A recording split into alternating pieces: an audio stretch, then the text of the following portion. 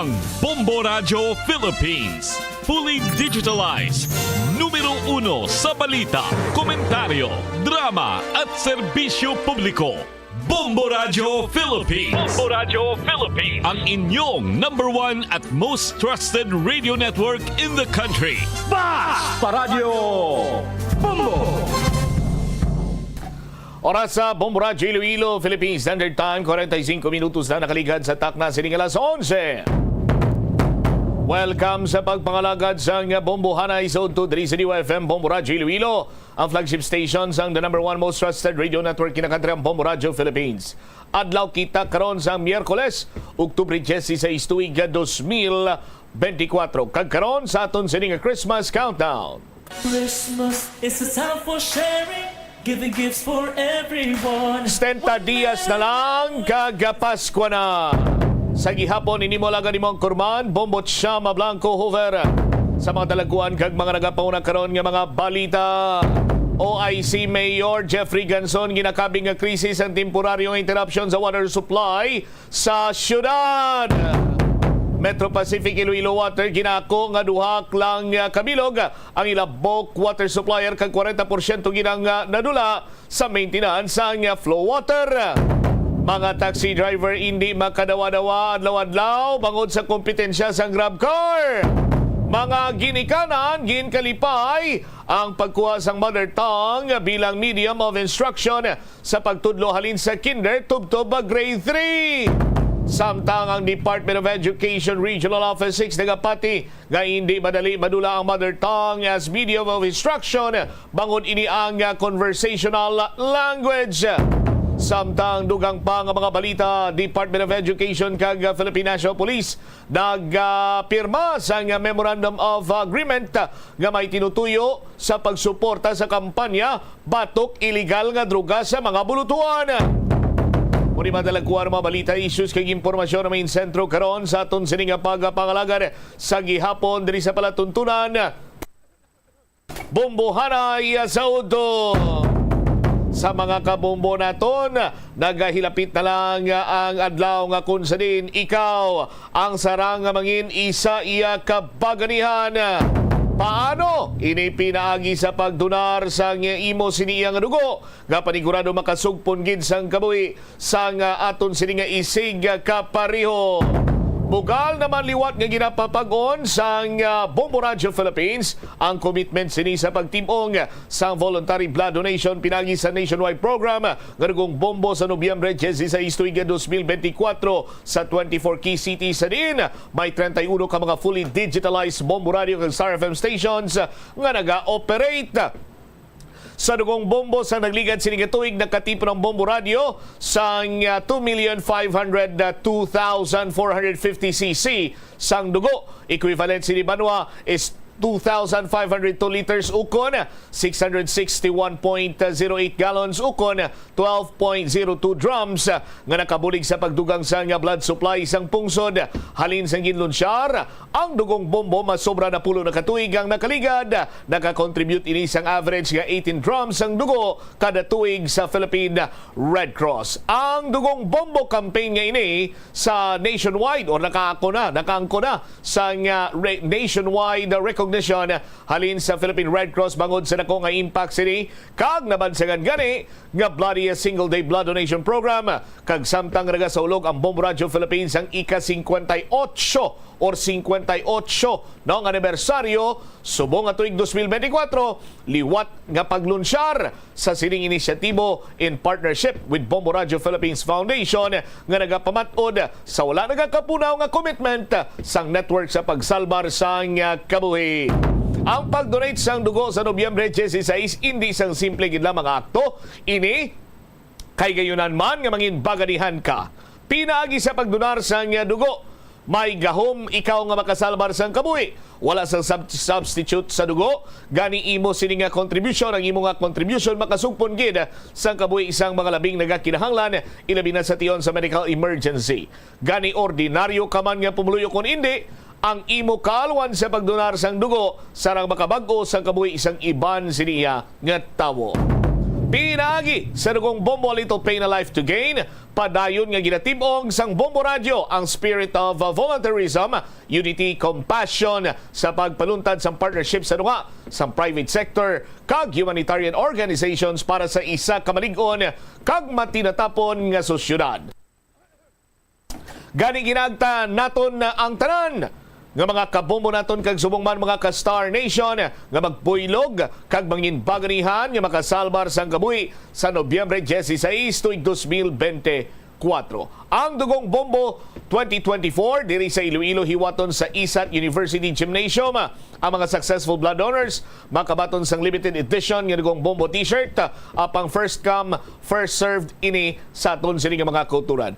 Apang may bastante man nga mga refreshment kaangay sang free hot meals, may sopas, arroz caldo, molo or pansit molo, soup, etc. Kag iban pa, tinapay kag ilimnon, tubig, juice, drinks, soft drinks kag iban pa nga sarang nga angkon para iya nga ma-re-energize ang aton sining lawas.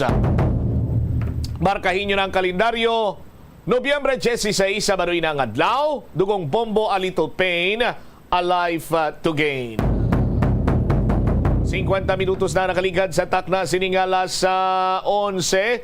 Ang latest naman ng mga balita karon nga nagaklinabo sa palibot sang pungsod, si former President former President Rodrigo Duterte kag si Senator Bato de la Rosa ang ipatawag sa House of Representatives may kantanan sa ining extrajudicial killings. Nagpadala na diri sang imbitasyon ang House Quad Committee sa kay former President Rodrigo Duterte, Senator Bongo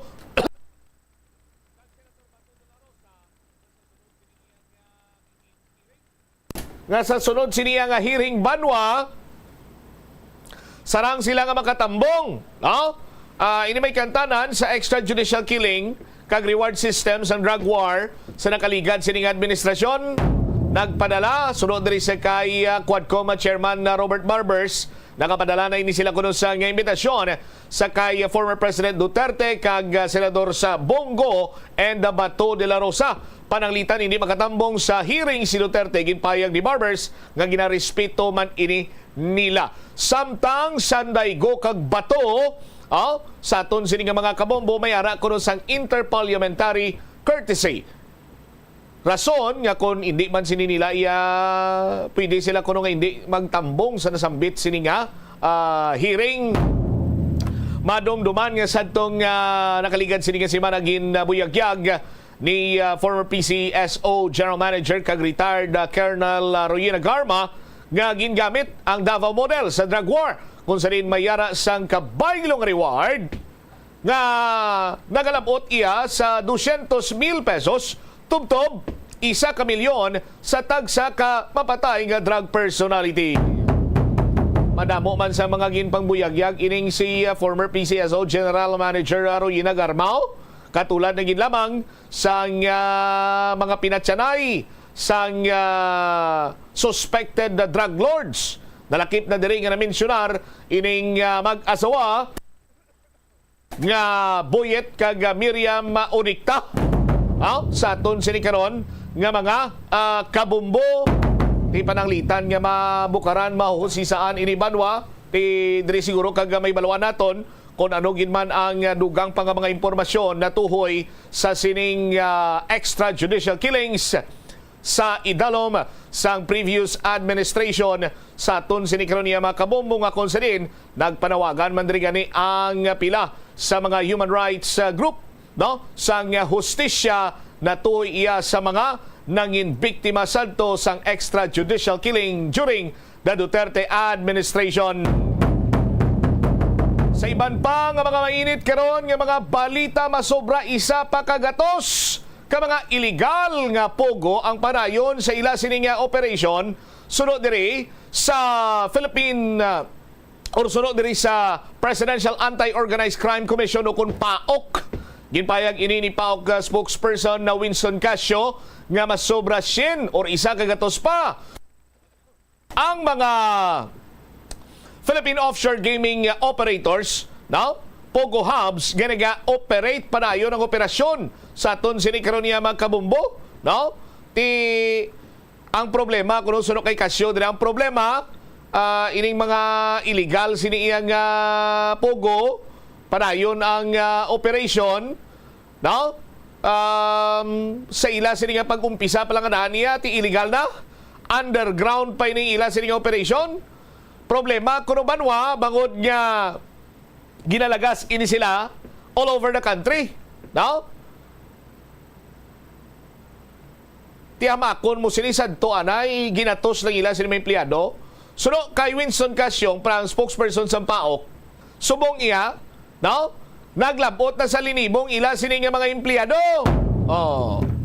Ting iban sini wasag na kag may ara sa mga gagmay or mga smaller units, rason kuno banwa nga nagdamo pagin ini. Ang pagpati diri sa PAOK nga kinahanglan sa nga nagakigo sini nga koordinasyon sang tanan sini kuno iyang nga ayon siya sa nga gobyerno, hilabi pa sa mga local government unit, barangay, no? Agod nga matumod kag mapauntat na operasyon sang illegal sini nga Pogo. O galing manwati mo ng isa sa mga mapropinot nga man, ti ko nagaganar din karon ang local government unit sa operasyon sang Pogo. No? May share abidira si mayor, may share abidira si congresswoman, no? May or congressman, may share abidira karon si kapitan, si kapitana. Oh, do you think nga ila sini nga ibuyagyag? No, bisan gamay-gamay lang dapat inugbaka lang kape sa mga CBO. Kung may share na din sa Pogo, medyo mabrubudlay na gawa. Papiaiton or pakantahon or persahon na nga mag-coordinate ining mga local government unit sa aton sini nga mga tagpalamati. Titira na nag-aumpisa mo, dira na nag-aumpisa ang korupsyon sa manubo sini nga level hasta iya matamat nga nagasaka. No, tidlagko nagkaroon ng ila sini nga operation banwa, dira pagid kag budlay na iya nga tapson kag mamroblema gid ang aton sini nga gobyerno. Pero ti sa gyapon ang aton sini iya nga pagsalig sa aton sini siya sa gobyerno sa mga opisyalis naton, no? Nga ini sila magakopirar batok sa sining mga illegal nga Philippine offshore gaming operations.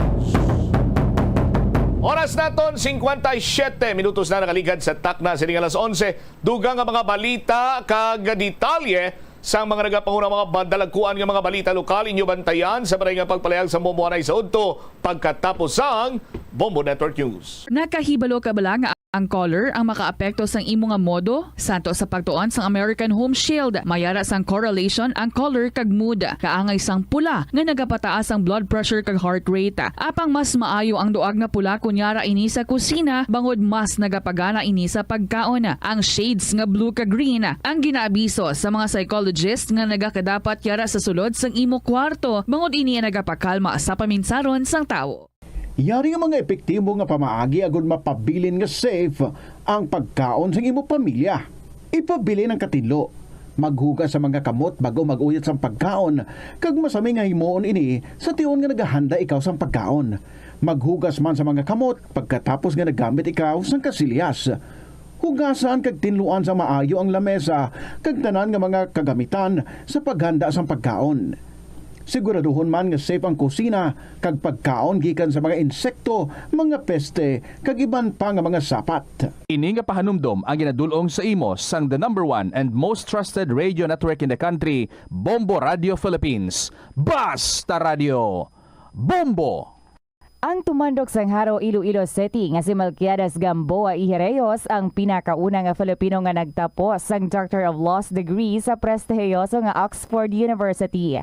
Nagserbe man si Gamboa bilang Philippine Ambassador to India sa 1956 tubtob sang 1958, subong man sa United Nations kag sa Court of St. James.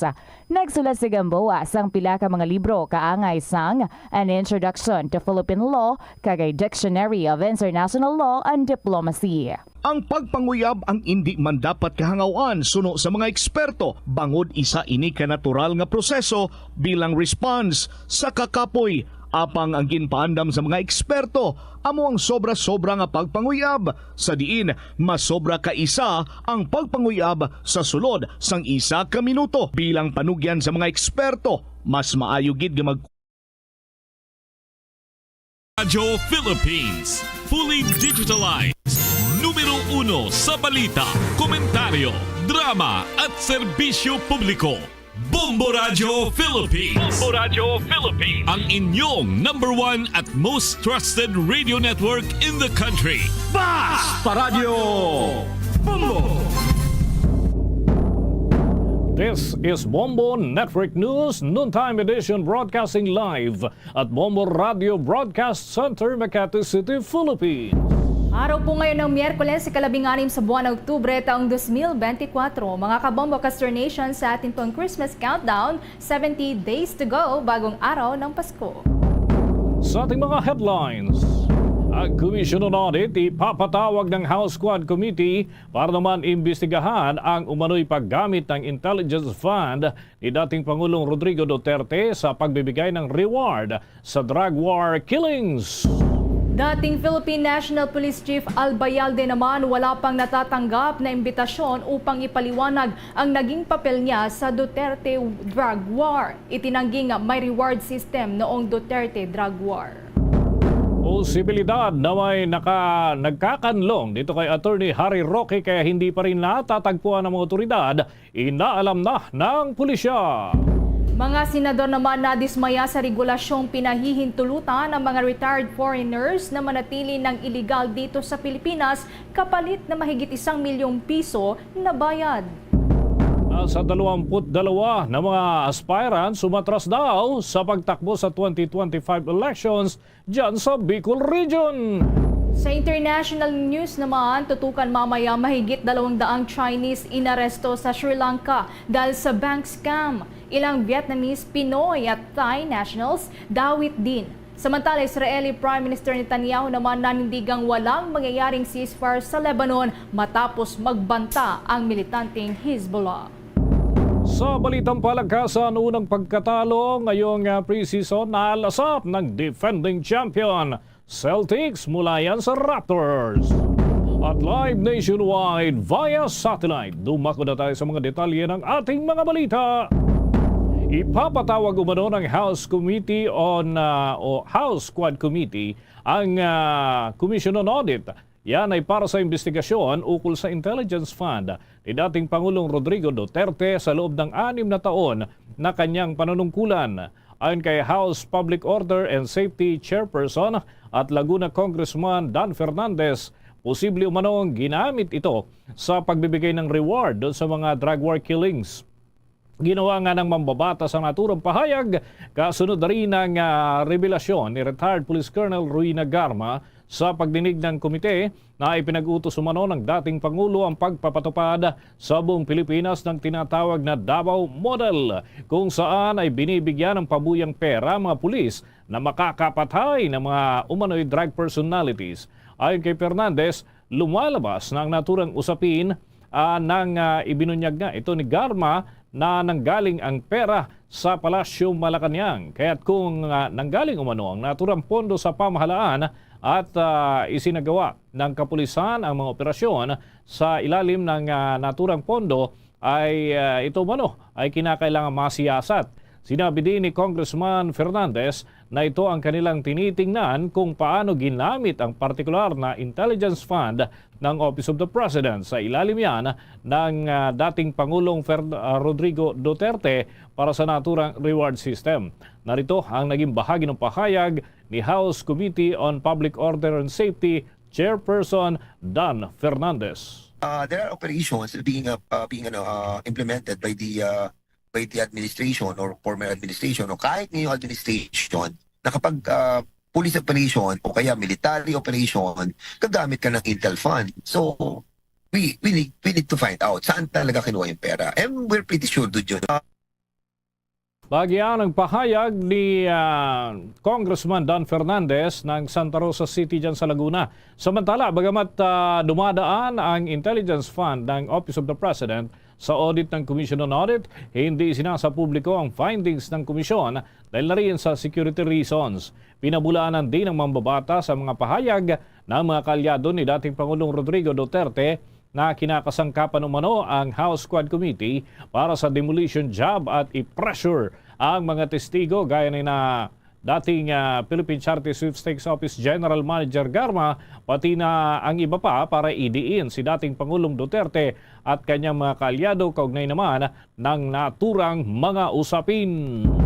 Samantala, hindi pa umano nakakatanggap ng formal na paanyaya si dating Philippine National Police Chief Police General Oscar Albayalde para magpaliwanag sa kanyang naging papel sa madugong drug war ni dating Pangulong Rodrigo Duterte. Ito ay kasunod na rin ang panawagan ng kasalukuyang leader ng pambansang pulisya na si Police General Romel Marbil na ipaliwanag ng mga dating PNP chief ang kanilang naging papel sa kontrobersyal na kampanya kontra iligal na droga. Ayon kay Albayalde, wala pa itong natatanggap na opisyal na sulat mula sa PNP ilang araw mula nang ginawa ni Marbil ang panawagan. Iginit naman ng general na makakabuti sa kanila na mabigyan din ng pagkakataon na may paliwanag ang ginampanan nilang tungkulin sa nakalipas na administrasyon. Sa ganitong paraan, anya ay tiyak na malalaman kung sino ang totoong nananamantala sa drug war ng nakalipas na administrasyon.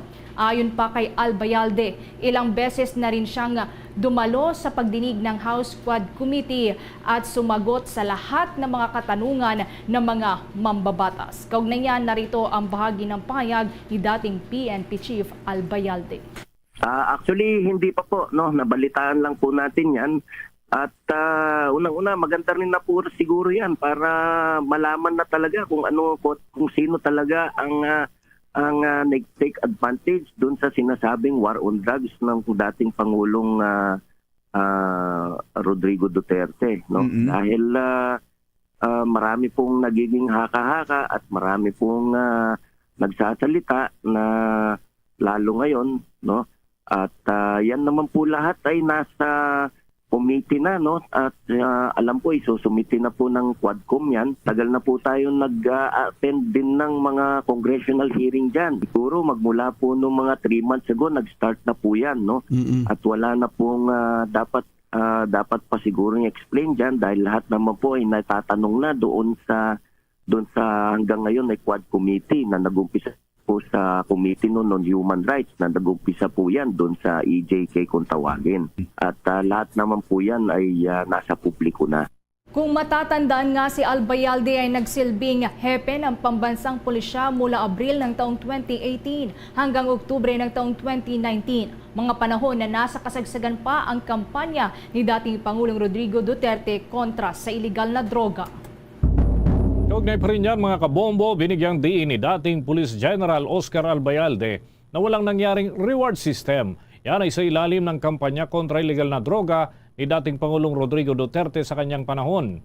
Ayon nga kay Albayalde, wala siyang alam na kalakaran kung saan ay binabayaran yung mga pulis na nakakapatay ng mga drug personalities. Git ni Albayalde, hindi niya alam kung saan nakuha ni dating Philippine Charity Sweepstakes Office General Manager Rowena Garma ang kanyang testimonya ukol dito. Inihalimbawa ng general ang ani ay mistulang hindi tiyak na mga paliwanag ni Garma lalo at inamin din niya na naririnig lamang niya ang marami sa mga ito.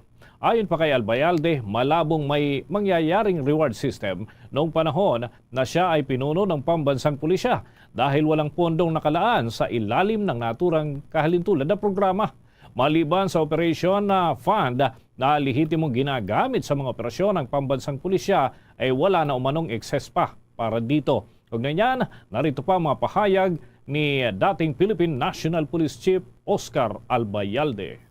Wala po kaming alam dyan sa reward system na yan, kaya hindi po natin alam kung saan nakuha ni dating Colonel Garma yan na kung may reward system. Hindi ko po alam kung sila ang may reward system dahil sabi nga niya, yung mga statements po niya ay pawang naririnig din lang din niya.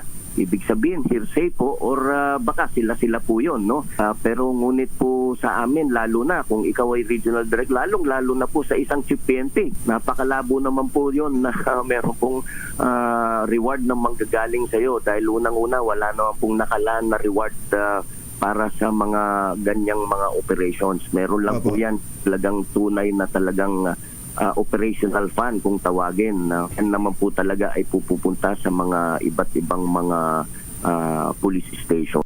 Ayon nga kay Albayalde, wala din umano siyang alam na may iba pang source o kaya pinanggagalingan ng pondo para naman sa kahalintulad na reward system.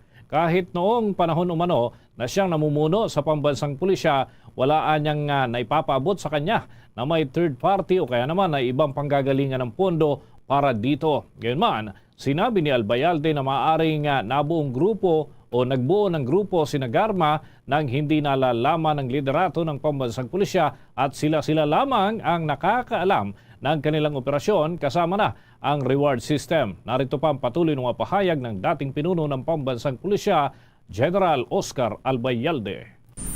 Pwede kong posibilidad po yun na may posibilidad, no? Pero wala, as far as we're concerned, wala po kami na monitor na ganyan. At baka sabi nga, sila po ay gumawa ng grupo according to her. Meron pong tinatawag silang grupo na, kung di ako magkamali, tinatawag nilang Davao style na sinasabi niya. Baka sila po yun. Baka sila po ang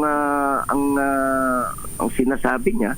Pero doon sa mga regions po, as far as I'm concerned, na naging regional director hanggang mag-CPNP po, wala po kami na monitor. Bagi pa yan ang mga pahayag ni dating Philippine National Police Chief Oscar Albayalde. Samantala, naniniwala naman si House Deputy Minority Leader at ACT Teachers Party List Representative Franz Castro na posibleng ginamit daw ang confidential funds ni dating Pangulong Rodrigo Roa Duterte bilang reward ng mga pulis na nakakapatay ng drug suspects. Kaya dumami ang mga kaso ng extrajudicial killings sa War on Drugs campaign ng kanyang administrasyon.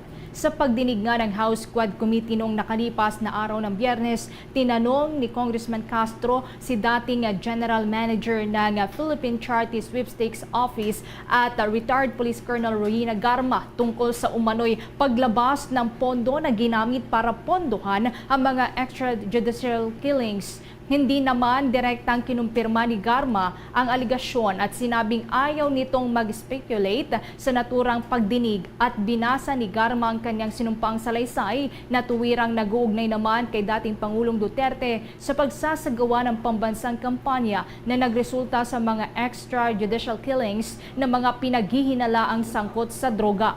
Tinututukan ni Castro ang sinasabing daloy ng pondo mula kay Senator Bongo patungo kay dating Chief Police Colonel Edelberto Leonardo ng Criminal Investigation and Detection Group Region 2, pati na rin, o Region 11 po yan, pati na rin sa iba pang opisyal ng Philippine National Police at mga operatiba mula naman sa mga ahensya tulad na lamang ng Philippine Drug Enforcement Agency at Bureau of Corrections. Bagamat kinumpirma naman ni Garma ang reward system, hindi naman niya tinukoy kung saan nagmumula ang pondo. Dagdag pa ng mambabatas, iniugnay niya ang mga pangunahing tauhan na malapit kay dating Pangulong Duterte, kabilang na sina Senator Bongo at dating PNP Chief at ngayon ay Senator Ronald Bato de la Rosa. Siya ang unang PNP Chief sa ilalim po yan ng Duterte administration na nangasiwa sa daloy ng pondo. Sa kanyang interpellation naman, ipinunto rin ni Castro ang mistula daw na pamimili ng isasama sa listahan ng mga drug suspect gaya ng hindi paglalagay sa pangalan ng negosyanteng si Michael Yang habang isinama naman si Peter Lim na isa daw umanong drug lord doon sa Visayas. Siyang dati na rin na nagsilbi bilang economic advisor naman ni dating Pangulong Duterte ay iniuugnay sa bentahan po yan ng ipinagbabawal na droga sa Mindanao at sa importasyon na rin ng shabu na nahuli naman doon sa lalawigan ng Pampanga. Ang palitan ng impormasyon ay nagpatibay pa niya sa akusasyon ni Castro na ang mga confidential at intelligence funds ni dating Pangulong Duterte ay maaaring nagbigay ng pondo para yan sa reward system na konektado sa mga extrajudicial killings sa kampanya laban sa iligal na droga. Habang hindi naman tuwirang kinumpirma ni Garma ang koneksyon, ang mga tanong ni Castro ay nagbigay diin sa mga hinala nito tungkol sa posibleng maling paggamit ng mga pondo sa ilalim ng administrasyong Duterte at ang deadly tactics umano sa kanyang kampanya laban sa iligal na droga. Inamin din ni Garma na maraming opisyal ang nakakaalam tungkol sa daloy ng pondo ngunit takot na magsalita. Sinabi rin ni Garma sa Quad Committee na naglalaro mula sa 20,000 pesos hanggang 1 milyong piso ang pabuyang ibinibigay sa mga nakakapatay ng drug suspect. Depende pa yan sa kahalagahan daw ng kanilang target. Samantala, nasa 13 kumpanya na nasa sektor ng pagmimina ang ginawara ng pagkilala sa Palasyo Malacanang na pinangunahan ni Pangulong Ferdinand Bongbong Marcos Jr. At yan ay sa pagbibigay ng parangal ay bunga daw ng ipinakitang pagtugon ng mga mining companies na itinataguyod naman ang responsableng pagmimina sa ilang lugar sa bansa.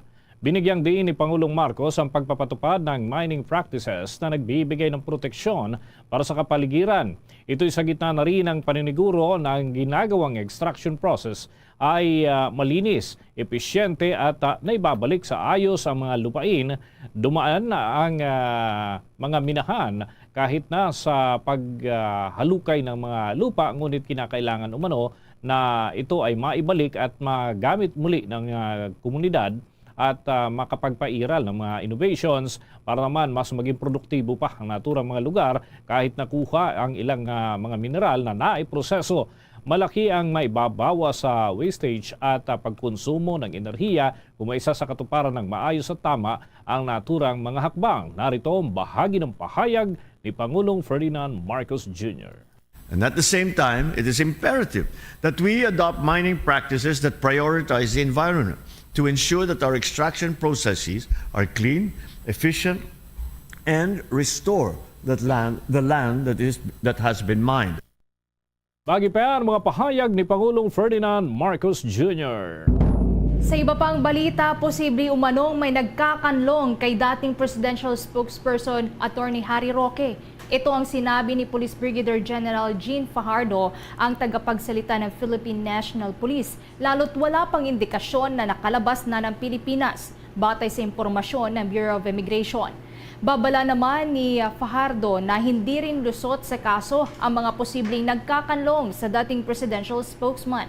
Sa panig naman ng mga mambabatas, patuloy pa rin na hinihimok ni Manila Representative Benny Abante si Roque na kusa ng sumuko sa Kamara para maiwasang lumala pa ang kanyang sitwasyon. Wala naman umanong dapat na ikabahala ang dating opisyal kung wala naman talaga itong iligal na ginawa. Ang importante anya ay mailahad sa House Quad Committee ang mga kinakailangang dokumento. Gayon din ang para sa may bahay nito na si Myla Roque na pinaniniwalaan namang nakalabas na ng Pilipinas. Kaugnay niya, narito ang bahagi ng pahayag ni Manila Representative Benny Abante. And to those still in hiding like Attorney Harry Roque, I say this: have the courage to face the consequences of your action. It is better to stand and be judged than to live in the shadow of your wrongdoing. Pahayag po yan ni Manila Representative Benny Abante. Mga kabombo, mga ka-Star Nation, naghatid na yan sa atin sa oras na 17 minuto na, makalipas ang alas 12 ng tanghali. Muna tayo ng mga karagdagang report mula dyan sa Senado dahil ilang senador nadidismaya doon sa mga ipinapatupad na regulasyon kung saan may ilang mga retired foreigners na nananatili dito sa Pilipinas kapalit daw ng nasa 1 milyong piso na bayad. Para saan nga ba yan? Alamin natin sa pag-uulat ni Bombo JC Galvez. Nadismaya si Senador Loren Legarda sa regulasyon ng Philippine Retirement Authority kung saan pinahihintulutan ito ang mga retiradong dayuhan na manatili ng legal sa Pilipinas hanggat gusto nila kapalit ng $20,000 o katumbas ng 1.15 million pesos na bayad.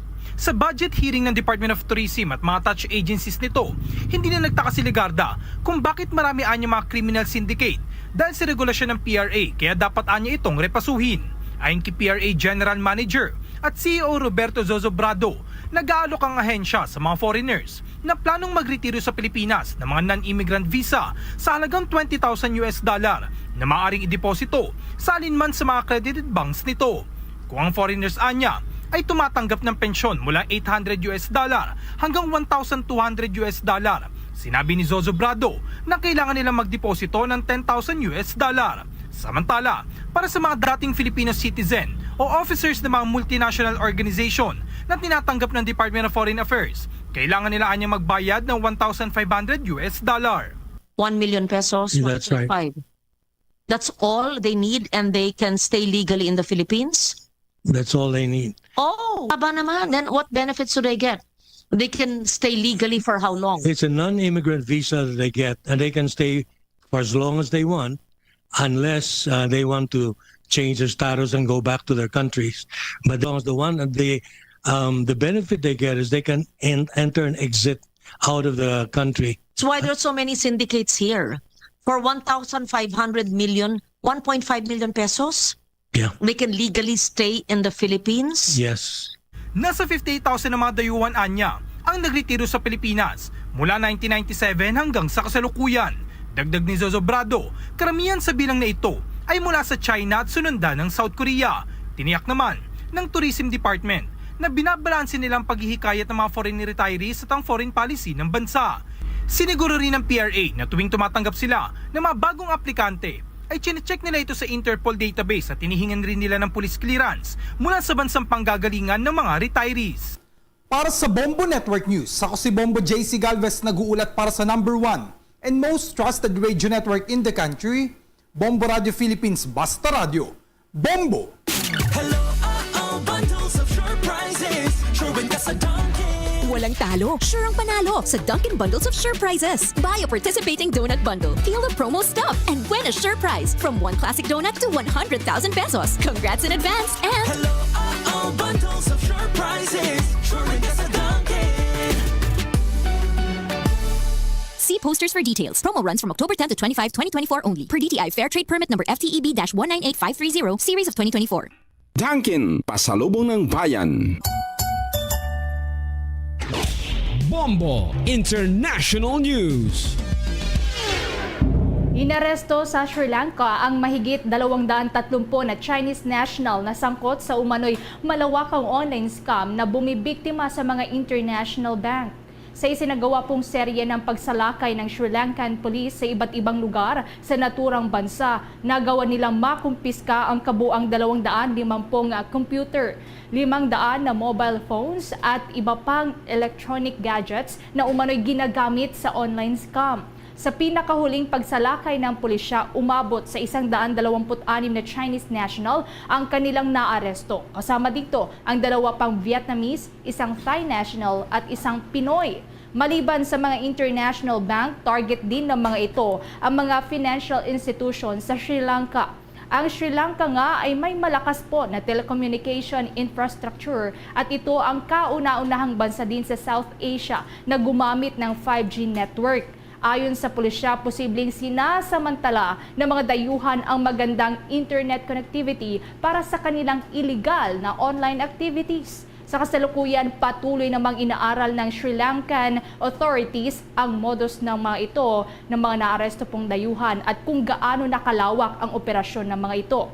Kasama na ang laki ng halagang posibleng nakulimbat sa kanilang operasyon. Noong ngang taong 2024, noong June ng 2024, una na pong nakaaresto ang pulisya na mahigit 200 katao na karamihan po ay mga Indian nationals. Ang mga ito ay sangkot din umano sa online financial scam.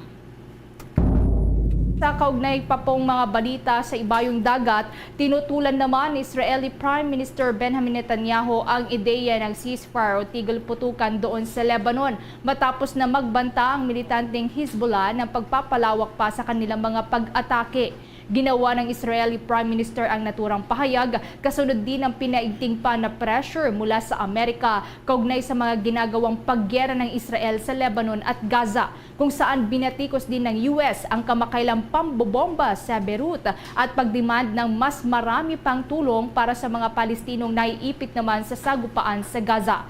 Sa naging pag-uusap naman ni French President Emmanuel Macron at Netanyahu sa isang phone call, sinabi ng Israeli Prime Minister na tutol siya sa unilateral ceasefire dahil hindi naman umano nito mababago ang security situation doon sa Lebanon at babalik lamang ito sa dati. Iginit din ni Netanyahu at ng Israeli military na dapat na magkaroon ng buffer zone sa may border ng Israel sa Lebanon kung saan walang presensya ng mga Hezbollah. Nilinaw naman ni Netanyahu na hindi ito papayag sa anumang arrangement o kasunduan na maggagarantiya sa pagtatalaga ng buffer zone at pipigil daw sa Hezbollah sa pagpapangkat-pangkat at pag-aarmas. Sa panig naman ng Hezbollah, ipinunto ng kanilang deputy leader na si Naim Qasim na ang tanging solusyon lamang umano dito ay ang ceasefire. Bagat nagbabala din ito ng pagpapalawig pa nila ng missile attack sa Israel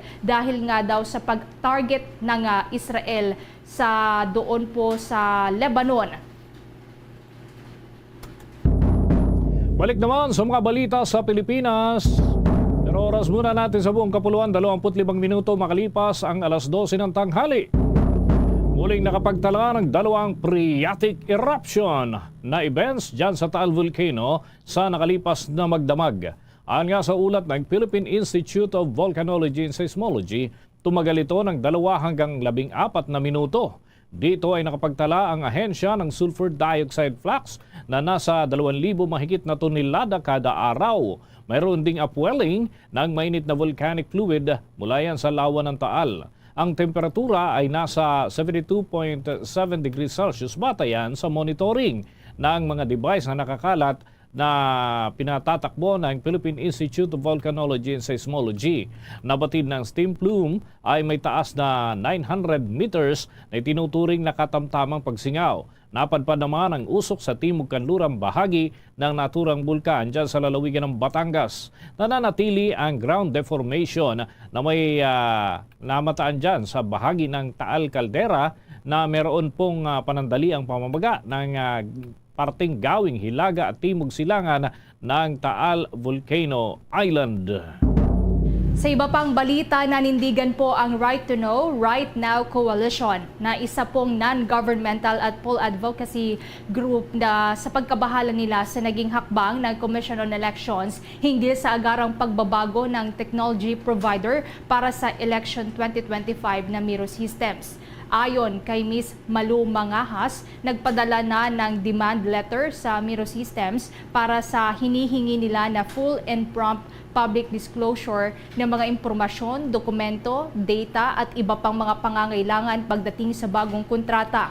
Hiningi rin nila ang patunay ng kredibilidad ng kumpanya pagdating sa pagsasagawa ng iba pang plano ng kumpanya kung sakali man ang ibang partners daw ay hindi magawa ang kanilang mga obligasyon. Kaugnay nito, nagpadala na rin ang grupo sa poll body sa Omnibus Freedom of Information Request para sa paghingi naman ng mga detalye at impormasyon na nakapaloob sa kontrata ng COMELEC at ng Miro System. Kaugnay niya, narito ang bahagi ng pahayag ni Founding Convener Attorney Nepo Malaluan. So dun sa, siguro one of the summary ay dun sa tanong na nabanggit ni Chair Garcia na huwag kayong mabahala. Ang sagot po namin doon ay lubha kaming nababahala. At ang makapapawi lamang ng aming pagkabahala ay ang paglalabas nitong mahalagang mga impormasyon na hinihingi namin hindi lamang sa COMELEC kung hindi direkta dito sa joint venture na Miro JV. Samantala, sinabi naman ng grupo na marapat lamang na mapanatag ang mga Pilipino sa darating daw na halalan sa susunod na taon. Handa na rin daw ang grupo na maghain pa ng legal actions kung hindi man ilalabas ng Miro Systems ang mga dokumento na hinihingi nila para sa publiko. Naghatid na sa atin sa oras ng 28 minuto na makalipas ang alas 12 ng tanghali. Naglaan ang House of Representatives ng 39.8 billion pesos para yan sa pagpupondo ng ayuda para yan sa mga kapusang kita program o AKAP sa panukalang pondo sa 2025. Ayon sa House Appropriations Panel Chairman na si Elizalde Co, ang naturang halaga ay mas mataas ng 3 ulit kumpara yan sa kasalukuyang pondo para sa 2024 para sa naturang kaparehong programa na nasa 13 bilyong piso kung saan ay nakatanggap ng tulong pinansyal ang mga kumikita ng 21,000 pababa na mga manggagawa. Anya, pumapayag ang naturang lupon na taasan ng pondo para yan sa AKAP dahil naman sa panawagan na rin ng publiko. Sinabi ni Ko na ang panukalang pondo para sa AKAP sa susunod na taon ay kabilang yung nasa mahigit 200 bilyon na halaga ng social programs. Matatandaan na inaprubahan noong Setyembre sa ikatlo at huling pagbasa ng mababang kapulungan ng Kongreso ang 2025 General Appropriations Bill na nagpapanukala nga ng 6 na trilyon mahigit na halaga ng pondo para sa susunod na taon.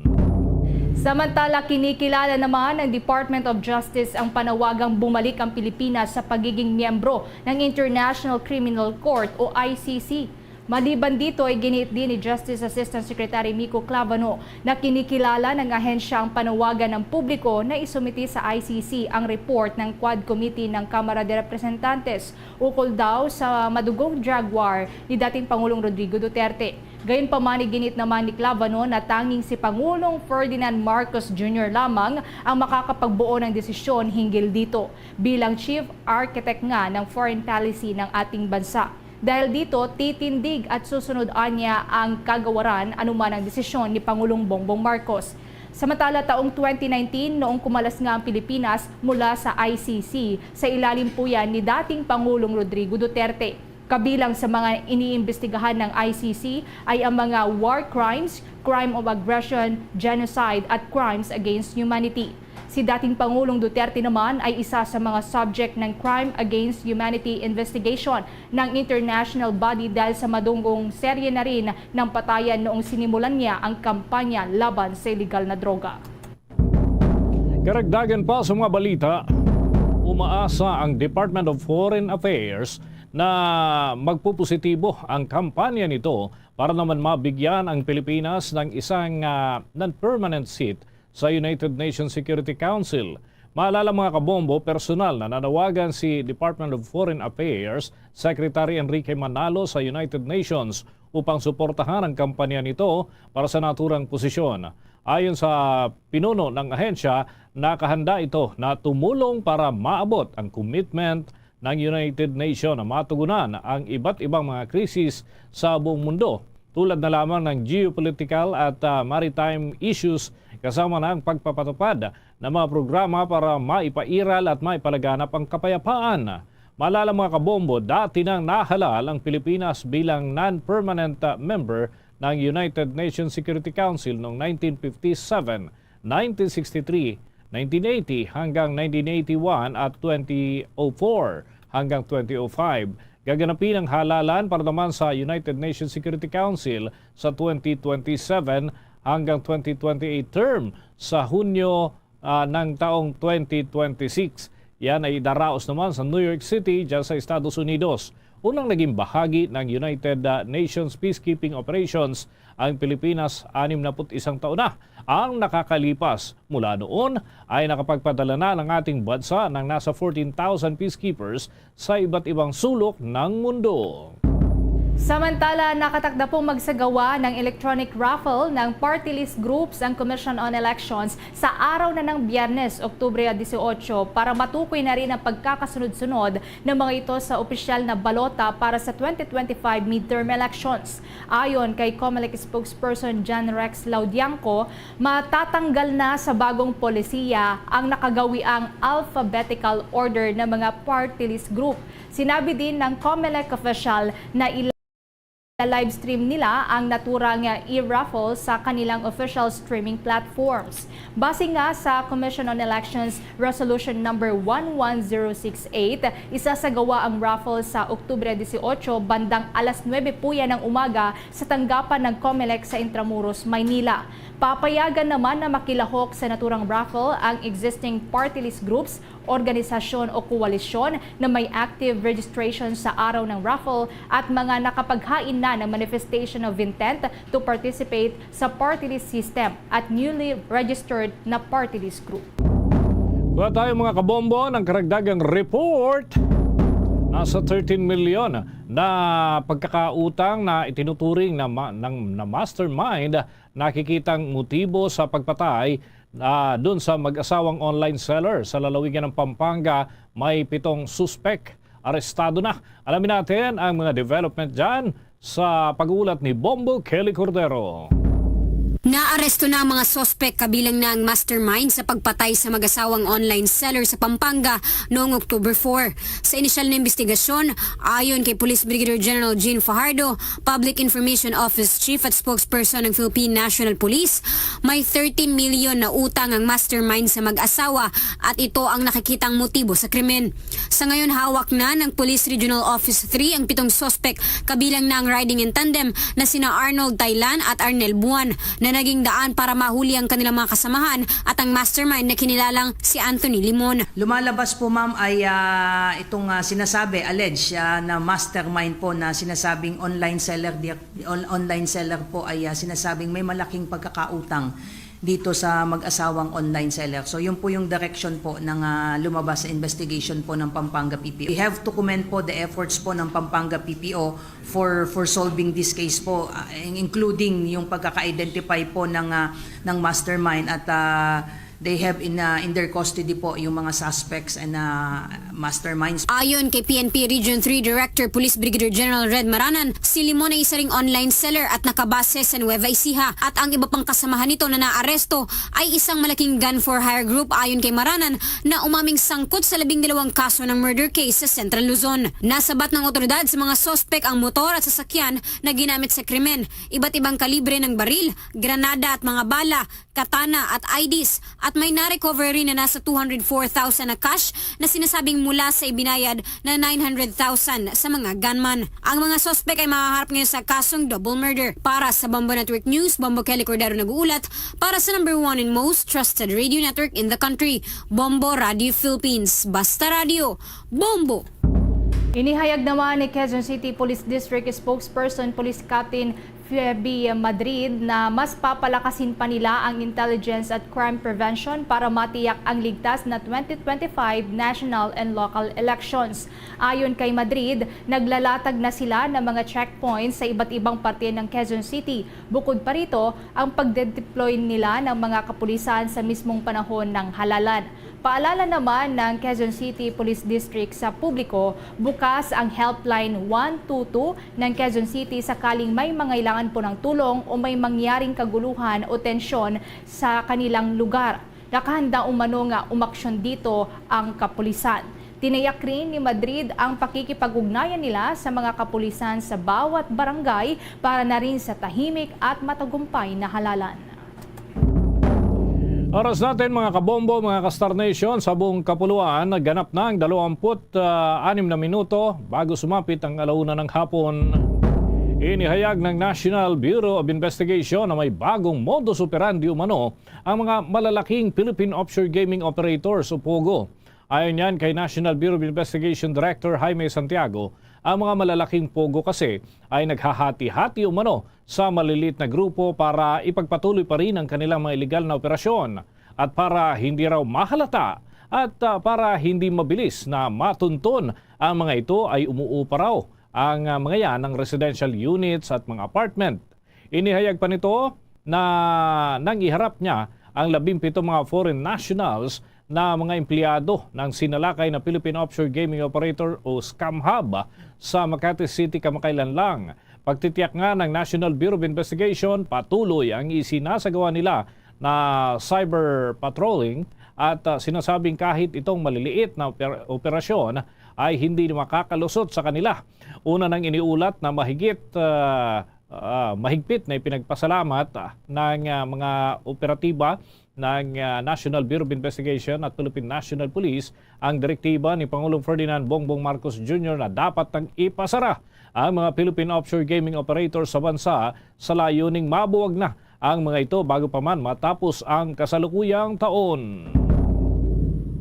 Sinimulan na ng mga investigador ng National Bureau of Investigation ang pagtatanong sa mga testigo ukol po yan sa nangyaring pananambang kay dating Philippine Charity Sweepstakes Office Board Secretary Wesley Barayuga. Ito ay kasunod na rin po ng muli pang pagbubukas sa kaso ng dating general, kasabay ng mga bagong impormasyon na lumabas sa mga naunang pagdinig ng Quad Committee ng Kamara de Representantes. Ayon kay NBI Director Jaime Santiago, nakipag-ugnayan na rin ang mga NBI investigators sa Criminal Investigation and Detection Group. Target naman ng NBI na makakuha ng mga konkretong ebidensya para makabuo na ng solidong kaso laban sa mga posibleng sangkot sa nangyaring pananambang. Una na ring sinabi ng Philippine National Police na muli nitong bubuksan ang kaso ni Barayuga sa pangunguna na rin ng CIDG. Ayon kay Director Santiago, sisilipin ng NBI ang lahat ng anggulo sa nangyaring pananambang, kasama na dyan ang mga testimonyang lumabas sa House Quad Committee. Oras natin sa buong kapuluan mga kabombo, 21 minuto bago sumapit ang alauna ng hapon. Nananatiling sapat ang supply ng sibuyas sa bansa. Yan ay para sa panahon ng Kapaskuhan ayon sa Bureau of Plant Industry o BPI at batay nga sa data ng naturang ahensya, mayroong 16,000 metric tons ang supply ng sibuyas na pinapayagang angkatin ng ating bansa hanggang sa buwan ng Disyembre. Ang naturang bulto ay tiyak na mailalabas sa mga merkado kasabay na rin ang inaasahang paglobo ng demand para sa sibuyas dahil na rin sa kaliwat ka ng mga handaan. Sa buwan ng Enero, sinasabi naman ng naturang tangkapan na magsisimula na rin ang anihan para sa local farmers. Sa kasalukuyan ay maglalaro mula sa 80 pesos at hanggang 120 ang halaga ng kada kilo ng pulang sibuyas. Habang bahagya namang mas mataas ang presyo ng puting sibuyas dito pa rin sa ating bansa. Samantala, kuha po tayo ng pag-uulat mula naman dyan sa tanggapan ng Department of Social Welfare and Development dahil natuwa daw ang ahensya sa pag-go signal naman ng Department of Budget and Management na mailipat na ang mga contractual na manggagawa sa ahensya bilang mga regular employees. Kaugnay niya, may kabuuan pang report si Bombo Bea Piniza.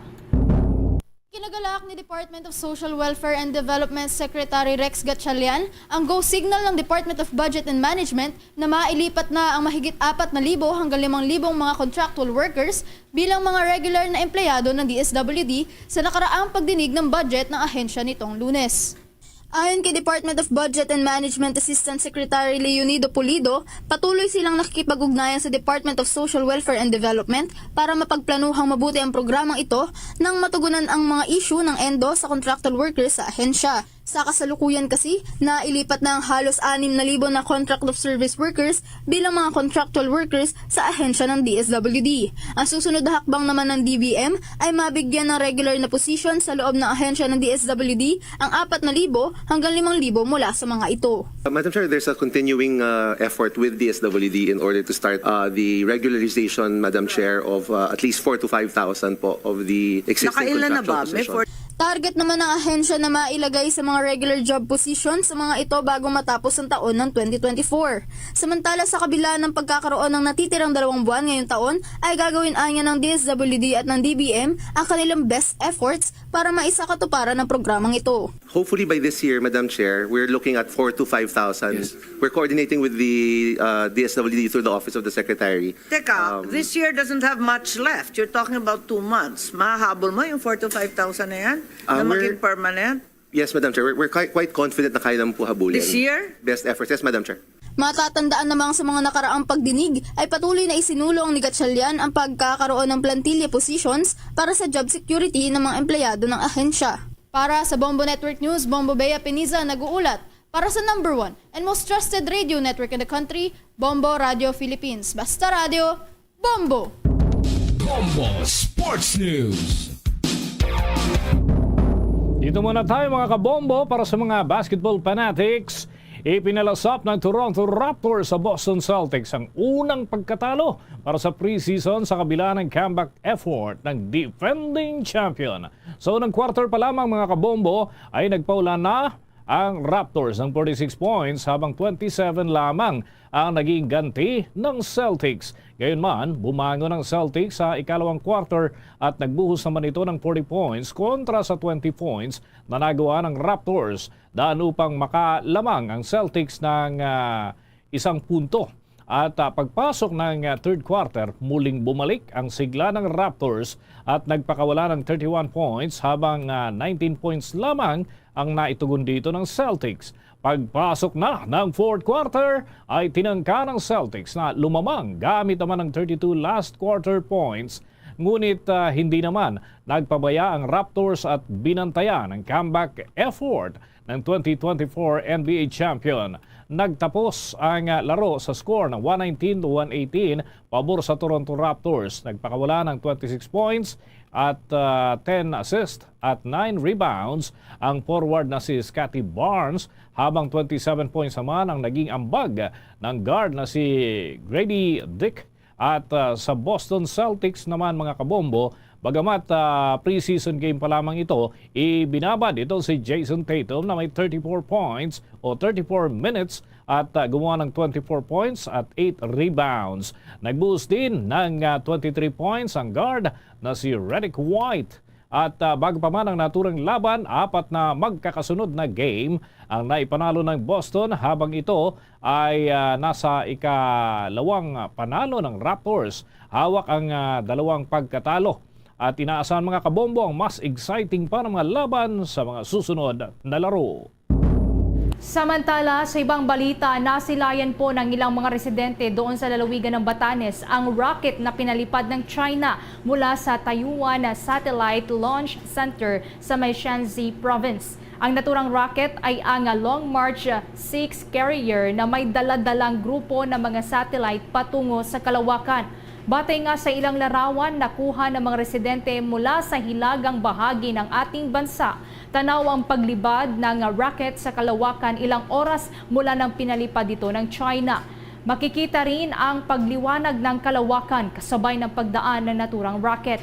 Samantala, batay naman sa impormasyong inilabas ng China, pinalipad ang naturang rocket dakong alas 7:06 ng gabi. Pareho ang time zone ng China at Pilipinas. Ayon sa China Aerospace Science and Technology Corporation, naging matagumpay ang kanilang rocket launch. Samantala mga kabombo, 14 na minuto bago sumapit ang 1:00 ng hapon, nakapagbenta ang National Food Authority ng mahigit 1.14 na milyong kilo ng bigas sa ilalim yan ng bagong bayaning magsasaka rice. Ayon nga sa National Irrigation Administration Administrator Eduardo Guillen, ito ay katumbas ng mahigit 33 million pesos na laga ng bigas. Nakita ang mas malaki ang oportunidad sa ganitong hakbang upang matulungan at maging benepisaryo itong mga magsasaka kasabay ng pagtugon doon sa pangangailangan tulad ng mga senior citizens, persons with disability at mga miyembro ng 4Ps o Pantawid Pamilyang Pilipino Program. Ang mga naibentang bigas ay mga naani mula sa contract farming program ng National Irrigation Administration kasama ng mga magsasaka sa iba't ibang parte ng ating bansa. Sa ilalim nga mga kabombo ng naturang programa, nakapag-ani ng kabuang mahigit 55,000 metric tons ng palay sa nakalipas siya ng cropping season. Mula Oktubre hanggang Disyembre ay inaasahan nga na lulubo pa ito ng malaking bilang sa mga susunod pa na mga panahon. Ngunit yung wet season naman ay sinasabing malaking hamon doon sa mga magsasaka, lalo na yung mga hindi bahagi ng mga kooperatiba. Kaya naman nagtutulungan sila na mai-involve yung mga kooperatiba at yung kanilang mga asosasyon sa naturang mga programa daan para mas malaking bulto raw ng bigas ang maaaring maani sa ilalim ng contract program ng nasabing tanggapan. Higinit naman ng Progressive Fisher Group na pambansang lakas ng kilusang mamalakaya ng Pilipinas o pamalakaya na sablay si Environment Secretary Maria Antonia Yolo Laizaga pagdating sa disaster risk reduction. Ayon kay Pamalakaya Vice Chair Ronel Arambulo, walang konkretong aksyon ang Department of Environment and Natural Resources para daw maibsan ang epekto ng mga kalamidad dito sa ating bansa. Ani Arambulo, sa katunayan dapat pangaraw na managot si Secretary Loizaga at ang DNR sa hindi nito pagpigil sa mga inisyatibong nakakasira sa kapaligiran gaya na lamang ng pagmimina, quarrying at reclamation activities. Ang panawagan ay kasunod na nga rin ng pag-host ng Pilipinas sa Asia-Pacific Ministerial Conference sa Disaster Risk Reduction.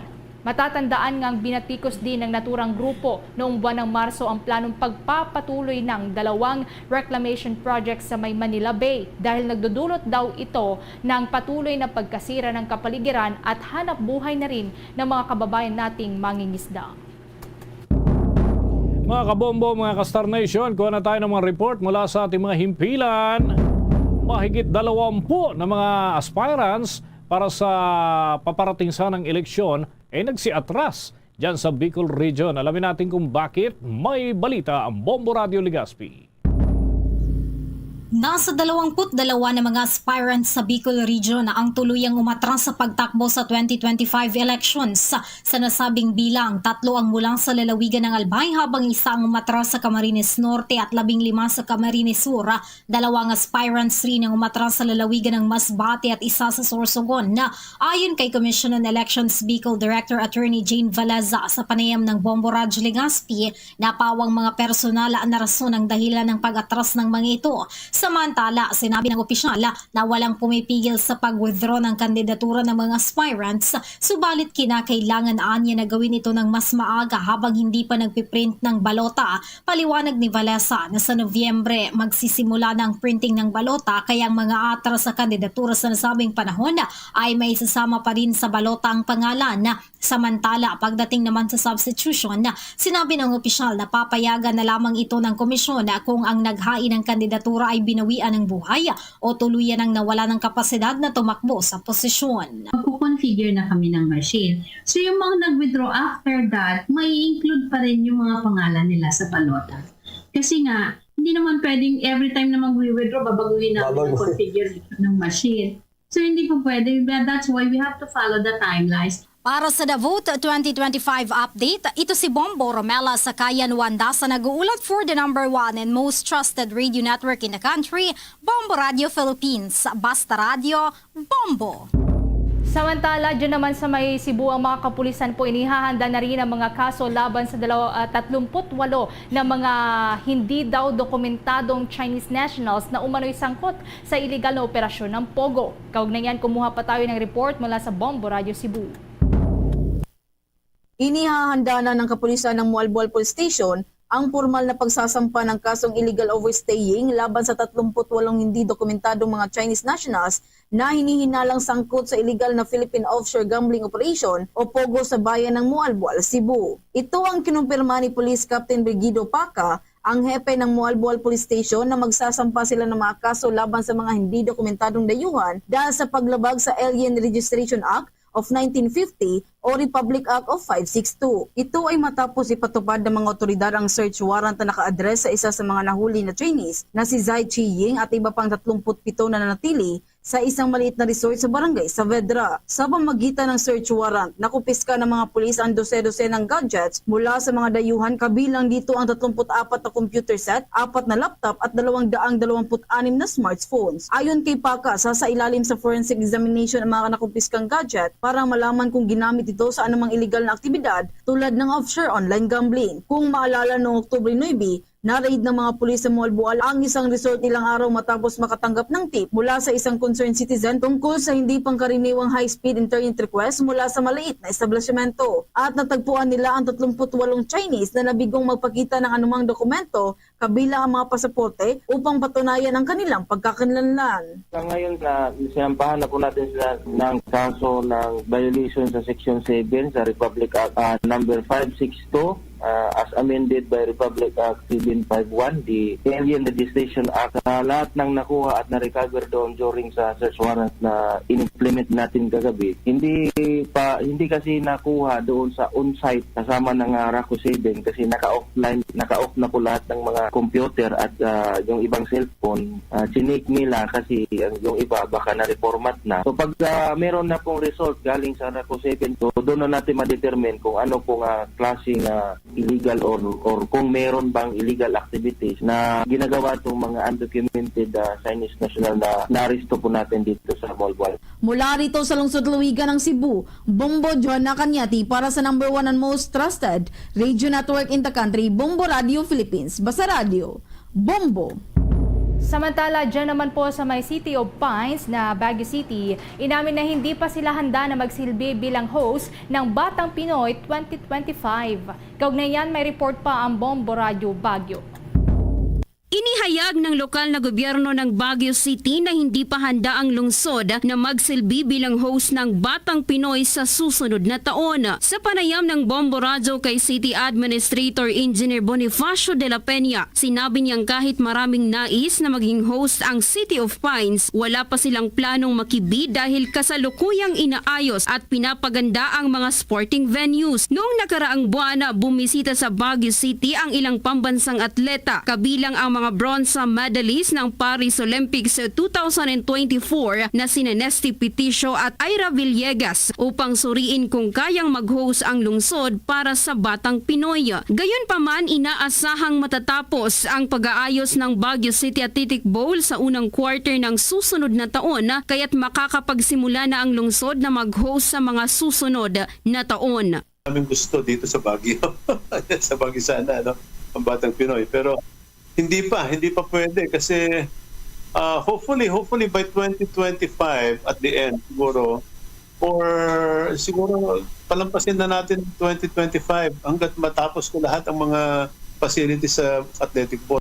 Samantala, aabot sa 600 atleta ang magre-representa sa Baguio City sa 2024 Batang Pinoy na gaganapin sa Palawan sa susunod na buwan. Binanggit ni De La Peña na ngayong taon ay naglaan sila ng 12 milyong peso bilang pondo upang masuportahan ang mga atleta ng City of Pines. Matatandaan na noong nakaraang taon ay nasungkit ng Baguio City ang unang pwesto sa Batang Pinoy at Philippine National Games matapos makakuha ng 193 medals. Para sa Bombo Network News, ako si Bombo Karasakiatan para sa #1 and most trusted radio network in the country, Bombo Radio Philippines, Basta Radio. Bombo! Bombo International News. Mga supporter ng royal family masaya na masilayang muli sa kauna-unahang pagkakataon si Princess Kate matapos ang kanyang preventive chemotherapy. Kaugnay niyan, mayroon pang report dyan at detalye ang Star FM Manila. Nasilayan muli sa kauna-unahang pagkakataon matapos ang kanyang preventive chemotherapy si Catherine, Princess of Wales, matapos nitong bumisita sa Southport, Northwest England. Kasama ang kanyang asawa na si Prince William ay pinuntahan nito ang pamilya ng 3 batang namatay na biktima ng pananaksak sa isang dance school noong buwan ng Hulyo. Ang naturang public appearance ni Princess Kate ay ikinasaya ng mga nagmamahal sa kanya kung saan kabilang na rin dito ang Filipino community. Sa naging exclusive interview ng Star FM Manila kay Dean Villarante, OFW sa UK, dahil sa paglabas si Princess Kate sa publiko, ay naalis ang pangamba ng ilang patungkol sa kapalaran ng royal family. People were thinking already na parang ito na ba yung katapusan ng line ng British family kasi 'di ba after ni King Charles ngayon would be si Prince William, and then after that yung panganay niyang anak na si George. Since may cancer na nga si Kate, parang iniisip ng mga tao, parang fatalistic ba na ito na yata yung katapusan ng line ng royal family. Naging usap-usapan din yung kay King Charles because yun naman syempre yung paglaki ng prostate hindi masyadong pinag-uusapan lalo na sa men's health, sa health ng mga kalalakihan.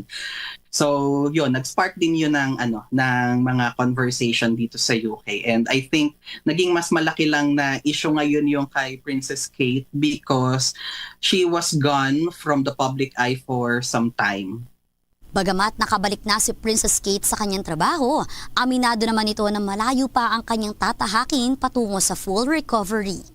At yan muna ang ulat mula dito sa himpilan ng 102.7 Star FM Manila. Nag-uulat Star DJ Kimi Gora para sa #1 and most trusted radio network in the country, Bombo Radio Philippines. Basta Radio, Bombo! Tuloy-tuloy lamang sa pagsubaybay sa mga programa ng Bombo Radio Philippines. Maaaring matunghayan sa pamamagitan ng Bombo Mobile App. Pwede rin sa YouTube, TikTok at maging sa Facebook Live. Diyan sa Visayas Region, maaari pong matunghayan ang mga programa para sa mga Ilonggo speaking. Nariyan ang Bombo Radio Iloilo, Bombo Radio Bacolod at Bombo Radio Rojas. Doon naman sa mga Cebuano speaking, meron naman tayong Facebook Live ng Bombo Radio Cebu. Doon sa mga Akyanon, Bombo Radio Kalibo at sa mga Waray, Bombo Radio Tacloban. Mga kabombo Castor Nation, bago tayo magtapos, samahan niyo po kaming manalangin ng Orasyon Pirata for Peace. God, our Heavenly Father, Lord of peace and justice, we humbly come before you during this time of escalating geopolitical tensions in our part of the world. Through the years, you have sustained our faith in you as a nation. It is our faith in your divine providence that has made us survive the countless natural and human-caused calamities that have come our way in our history as a people. Spare us, Lord, from the horrors of war. Hear our pleas as we cry out to you. Have mercy on us, Lord. Rescue us from the malevolent forces that influence world leaders. For we believe that our struggle is not against flesh and blood, but against the rulers, against the authorities, against the powers of this dark world, and against the spiritual forces of evil in the heavenly realms. We pray for your leaders entrusted with making crucial decisions for our nation. We place all our hopes in you, seeking your forgiveness and mercy for the times when our fears and suspicions have tainted our perceptions with ethnic biases and prejudices verging on racism. We earnestly pray, Lord, that you make us instruments of your peace. Where there is hatred, let us bring love. Where there is injury, pardon. Where there is doubt, faith. Where there is despair, hope. Where there is darkness, light. Where there is sadness, joy. Through our Lord Jesus Christ, your Son, who lives and reigns with you in the unity of the Holy Spirit, God, forever and ever. Amen. Our Lady, Queen of Peace, pray for us. Saint Michael the Archangel, Pray for us. Saint Joseph, Pray for us. Saint Francis of Assisi, Pray for us. Saint Lorenzo Ruiz, Pray for us. Saint Pedro Calungsod, Pray for us. Christmas is a time for sharing. Mga kabombo Castor Nation, sa atin pong Christmas countdown, 70 days to go, bagong araw ng Pasko. We share Luzon, Visayas at Mindanao. Yan ang kalipunan ng ating mga balita para sa pantanghaling edisyon ng Bombo Network News. Mula sa Bombo News Center, Makati, para sa number 1 and most trusted radio network in the country, Bombo Radio Philippines, Basta Radio, Bombo! Bombo kahit kanino, nangangailangan ng tulong. Pamasko para sa iyo, ang aming lingkod.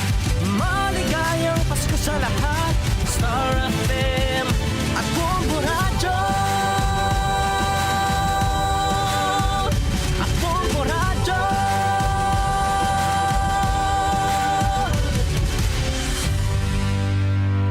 Balik na diri sa pagpangalagad sa Bombo Anay sa udto sa DYFM, Bombo Radio Iloilo.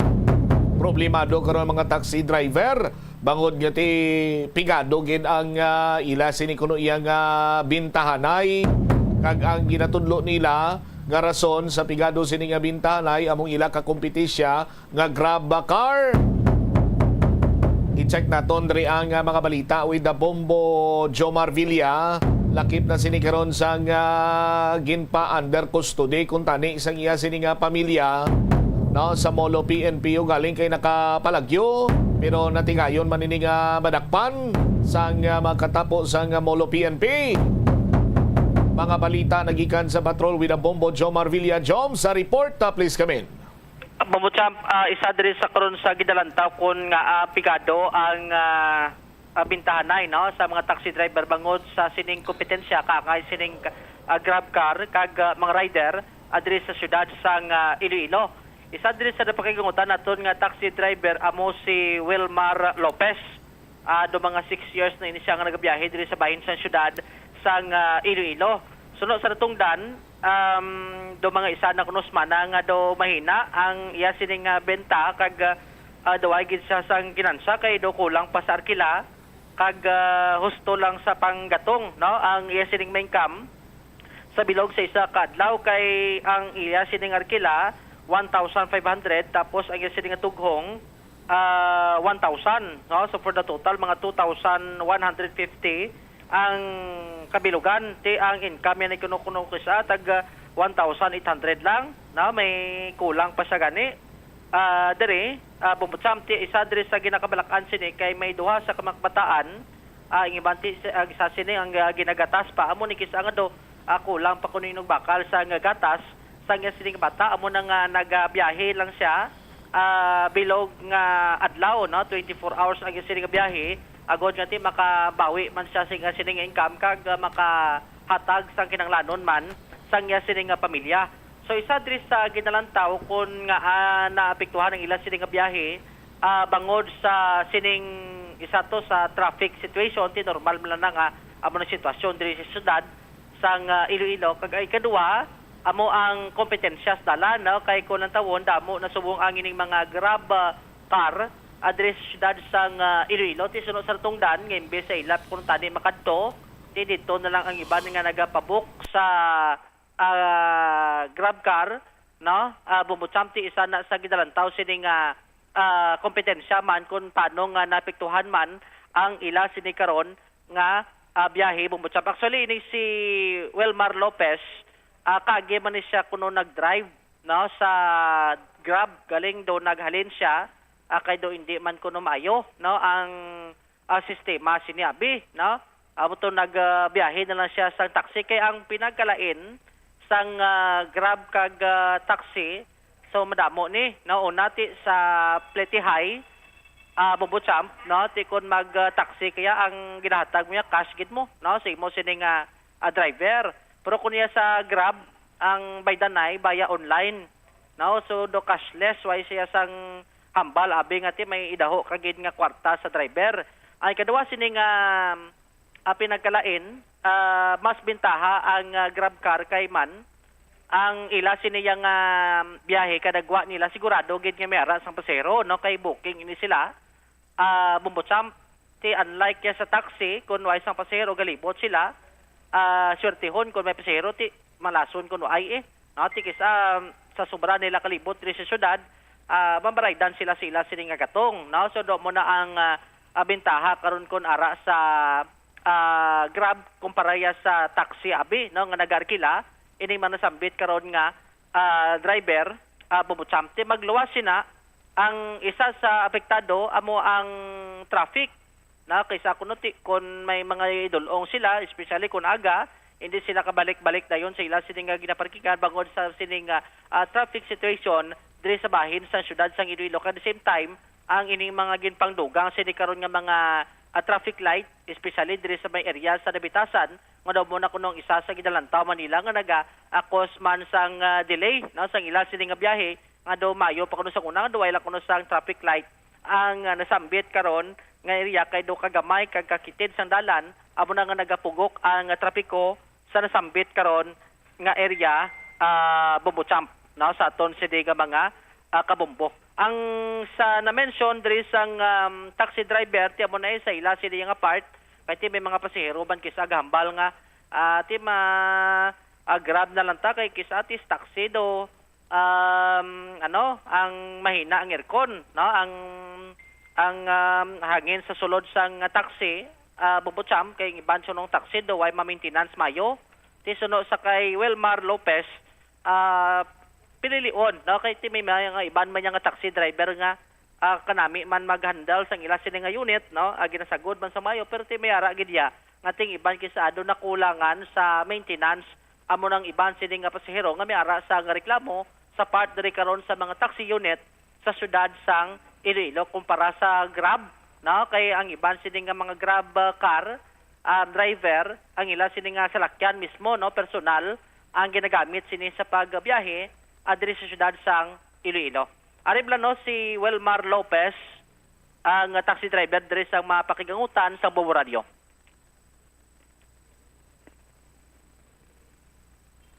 Sa pigado lang, sir, pagtigil ka pigado eh. Ano may ginagatas ka, pero why, bisang gatas bata mo, bakal.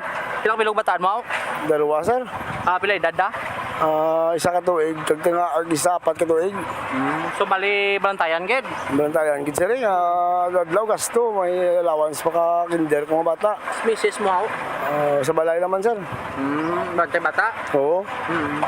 Si Preyosen anong mode nyo? Paano kung mabiyahe ka? Galibot ka sa syudad o parking ka lang, ano? Galibot kit sir eh. Tiyaling, sinupatiman yung libot ka libot. Huwag man ka kuwaon yapon kay sunos traffic dan. Berkaya traffic sir. Traffic? Tuangan ka mga stoplight ba lang hindi dapat pandaran, hindi na pandar. Dapat ka ang job lang ka sa bridge sang kuano, napitasan kagang corner. Sir, dapat gin patay na lang sa plan. Hindi ka tama traffic na mo, kasi yung pandar na, hindi na puslan. Sa una do, okay pa no? Oo, wala na yung kandar na. Kaya man sir, ang amon ni, ang tagiyas ang inso taxi, sir.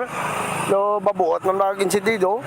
Kung maka-short kami, ina-insindi lang kami Japon, kasi insindihan naman yung pigado ang biyay. Insindihan na lang? Oo, kaya kung makasalapo ka, tagiya ka nga, hindi ka insindi, tapos gini.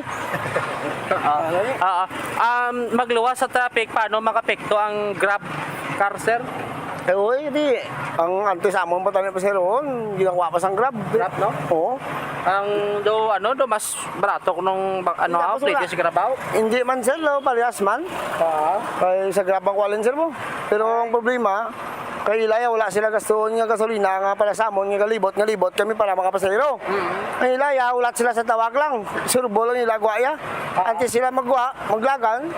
Makakuha na sila yun, may pasahero na sila nga booking. Kaya mo niya sila, kasi palad ba nila, pila pa katiyog magyanamon. Trapikan kami, nulay gid. Ang balsang ibahan ko ng pasahero ko na doon, mas nami ko naman sakay sa Grab kay kisa do, nami pa sila taxi, sa lakyan. Parehas naman sila, parehas naman lang outdoor lang. Nga nagaling ka sa Grab how? Pigado man sa Grab sir. Pigado man sa taxi, sa Grab pa nga. Damo na ng booking sa Grab, damo man ka mo sa Grab. Di mag-booking ang pasahero nga 5-seater, 10-seater. Tingnan mo imos lakyan auto lang. Hindi kami yapon kakuha. Tiyan kilama na sila yapon sir. Kilala nila na parehas man sa amon. 1-3 man siguro kilala. Bali, ang purting iba ni, di ba, ilagi sa lakyan? Mas pabor sila sir kung operator sila eh. Pwede wala sila kilaan. Kilahan. Pero kilagali, no? Oo, arkilado gina sir. Kakon sa kuna arkilado man mo. Tapos ano nang sokta na, di ba, inyo plug down 40? Oo. Pila plug down sa bong? 40 sir. Pero 50 kinatani ang kwan, no? pero wala pa wala pa makwan sang ultratalbi, oo. So pila ang succeeding kilometer? 950, 9 ko sir. Tanta polo be? Oo. Kada kilometro polo pesos? Oo. Isa Grab yan nung pastada nung... Sa Grab naman niya, sila na yung kapanukot ang main outlet sa Grab. So bali gina-compute kung pilang kalayoon? Oo, dito sila kabayad na sir. Kaya ang supposed to be ang driver sa Grab, hindi na sila kauyat sa kwarta nila. Kaya pagka... So bali lang, online ang... Oo. Ang pasahero bilang mabayad na sa Grab, sa company sa Grab. Si Grab naman niya, ma-turnover sa driver.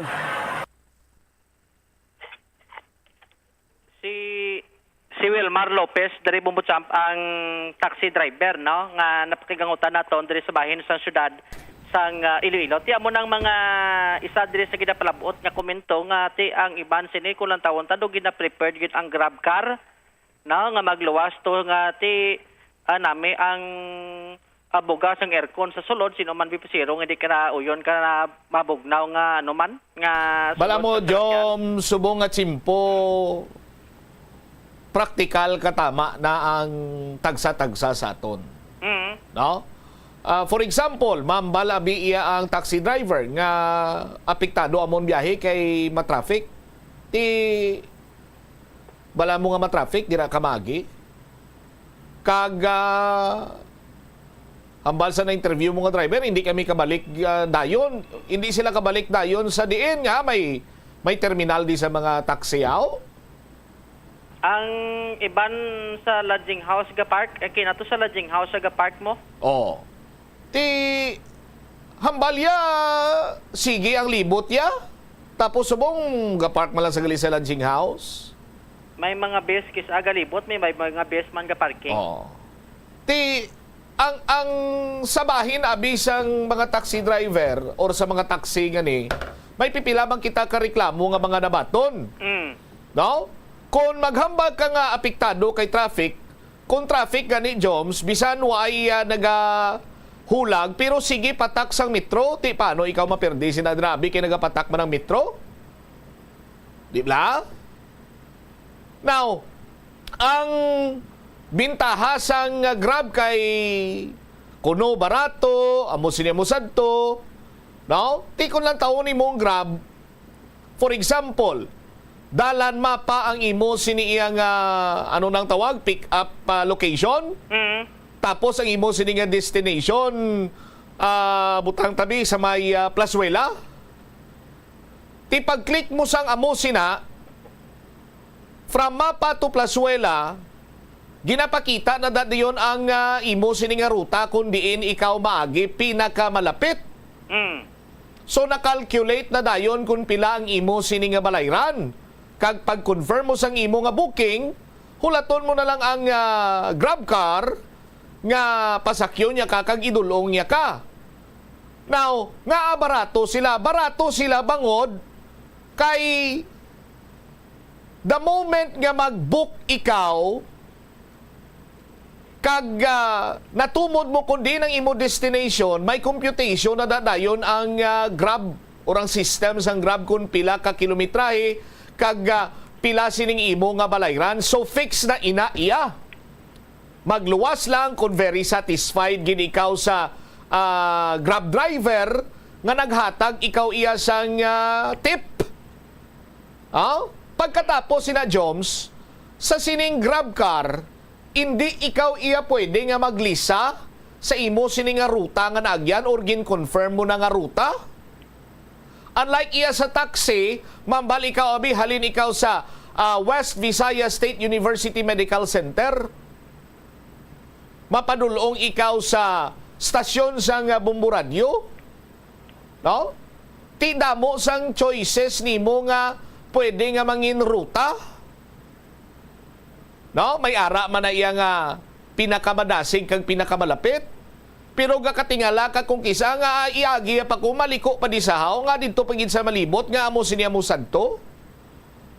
Kung saniin kung sa Grab kaya, why na hindi ka gidya kalisa kay kung maglisa ikaw sa imo sini iyang nga ruta, no? May corresponding na iyang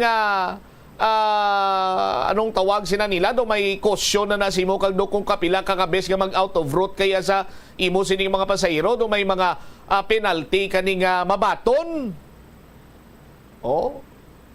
So practical kag conveniente kag malikawan ang ilibot-libot kaanay para nga mag dako ang imo sini nga balayran. So kalabanan siniya nga mga naka-eksperyensya or may hindi mayo nga eksperyensya sa taxi, mas nagapili nga mag-Grab car na lang. So in order nga maka-compete ang mga taxi unit sa Grab car, dapat kayuhon nilang ila sini nga serbisyo. Libuton mo gurong bilog sini nga syudad sang Iloilo, mamangkot ka sa taxi driver. In fairness, sa iba nagasugid man sang tuod, pero hindi ka gid iya makabati kag way gid sa may makambal si mo nga huo sir, ilibot-libot ko sila na ya para nga mag patak-patak man dugang akon Metro 1 bla kunti makadawa-dawa man kamo or makadawa-dawa man ako, yadi pa. Way gid sa may mako si mo Joms. Pero in fairness sa iban nga mga honest taxi driver, sila yan nagapangita sang pinakamalapit, pinakamadasig, likaw sa traffic nga ruta para nga makalabot ikaw sa imo sini nga destinasyon. Ugaling kiti nagadepende man kung magsakay ka sa taxi, kung masalapuan mo yung honest driver, good for you. Yes.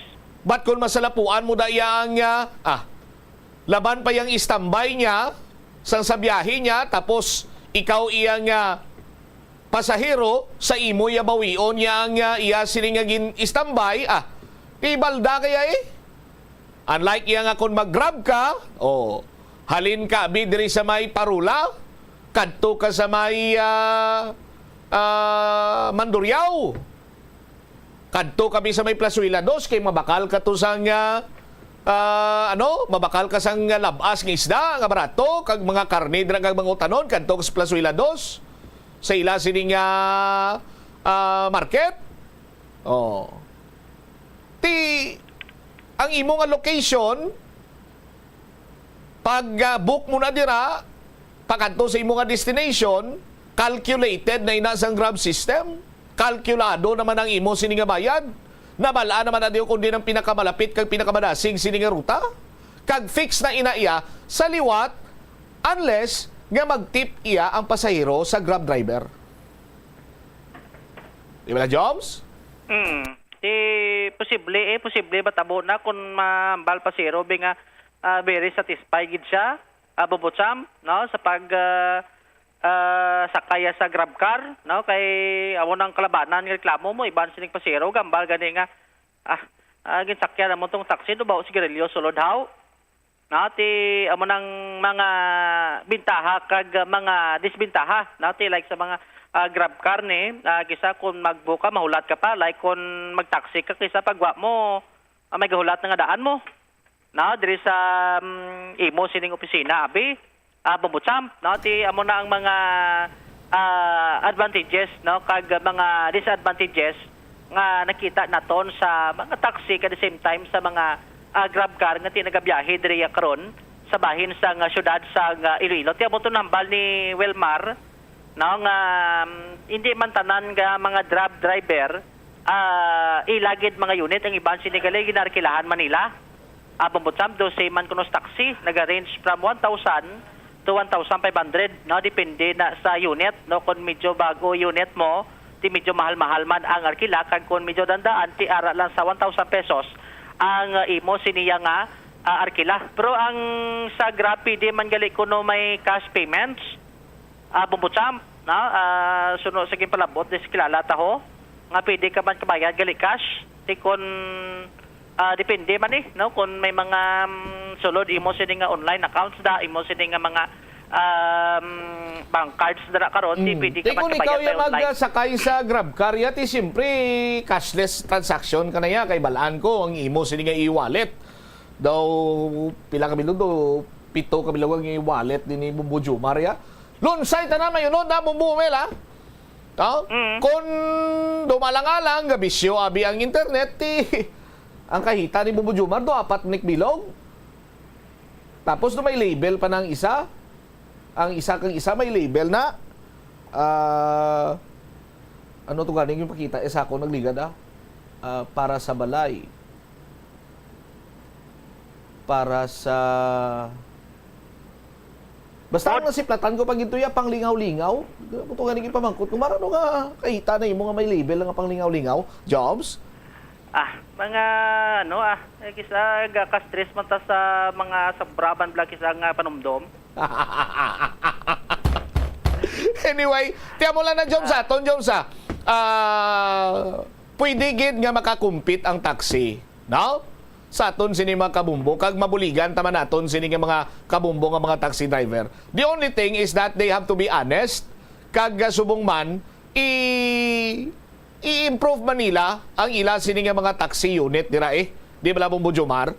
Kaya mo nang amo nang isa dira sa mga nakita naton karon nga mga dapat man baguhon no kay ti balantan di man tanan nga mga taxi unit taxi driver amo nang batasan mo na gisagan ni ang iban sining taxi tabuan mo do na hadlok ka gini magtapa ka sinilas mo kay katinlo na sa ila sining unit pero ti amo nang mga na mga reklamo nga nabato nato ng iban sining taxi driver imbes tadlong dalan gina atiko pa no ti mo na nga daw ginapalibot-libot kay pa kuno para at least nga sige patak ka metruhan dira bubutsam ti mo nang mga complaint dira kag nabato naton kag ti hindi man sini madiktahan ang iban nga pasahero kun bala mag taxi sila o kun mag Grab car sila nga ti may ilaman sini nga kinamatarong ang ining mga pasahero bubutsam. So muna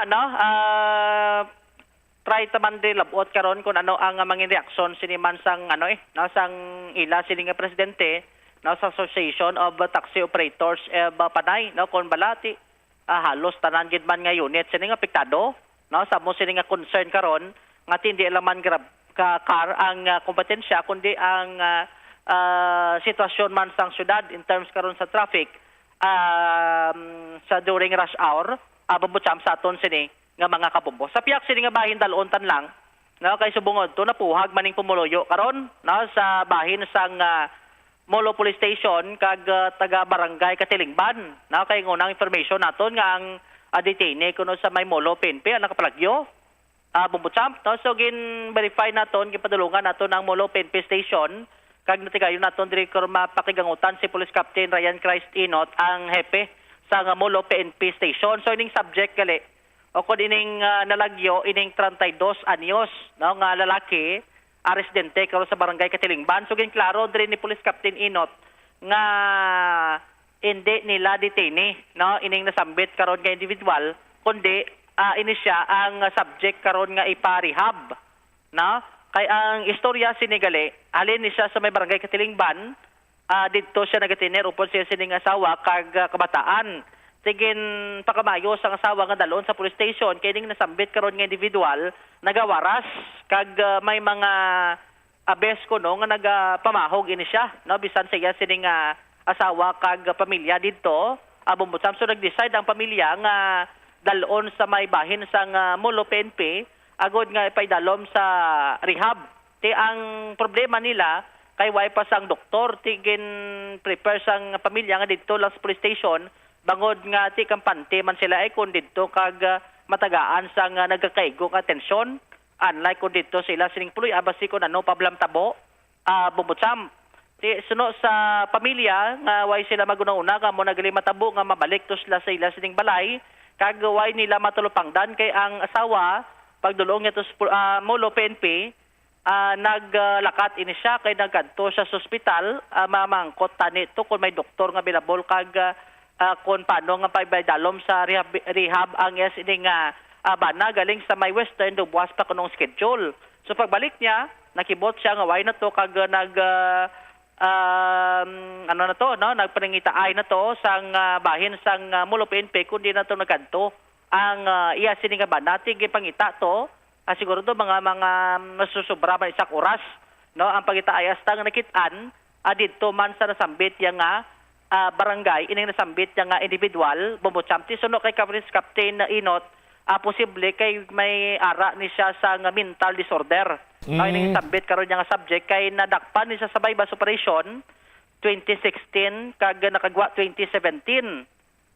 Ining nasambit karon nga individual, no, ti after sina pagwa sa presuhan do may mga na-notice ang pamilya kati do na lain ang sining panghulag na may kantanan karon sa mental disorder kag amo na gani nga nagapamahog siya, no, especially man sa mga pumuluyo karon sa palibot ti kay na doon di gid tumagwantahan sang asawa amo to nga gindala niyan lang sa may Molo PNP Station. Ti suno kay Police Captain Inot ang una bes nga gimplastar sini nga way sila sang jurisdiction nga i-detain, na ano sambit karon yang subject kay way sang reklamo kag way sang detention order bumbutsam ang bahin sang Molo PNP kay kun way sang detention order kag i-detain nila da basi kun anong matabo kag sila pabla ang balikan unless kun may reklamo abi nga ti pasakaan sa kaso, na may mga witness dira mahatag siya sang yasin nga affidavit.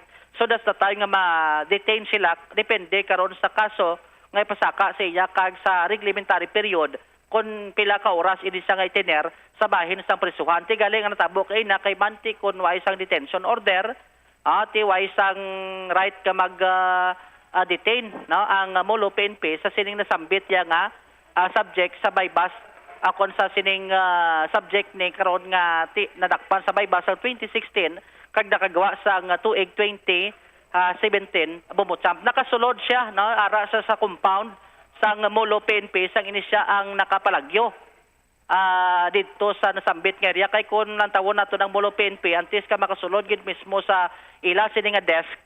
Pagsulod mo na sa main gate may lolo may sada, no, sa sulod sa compound sa wala mo tapos kado may kulukumalig nga gamay may plungkuan so tanan nga bisita antes magsulod dito sa opisina dra anay sila apungko no ang ibanti ko may mga pamilya dra sila nagahulat.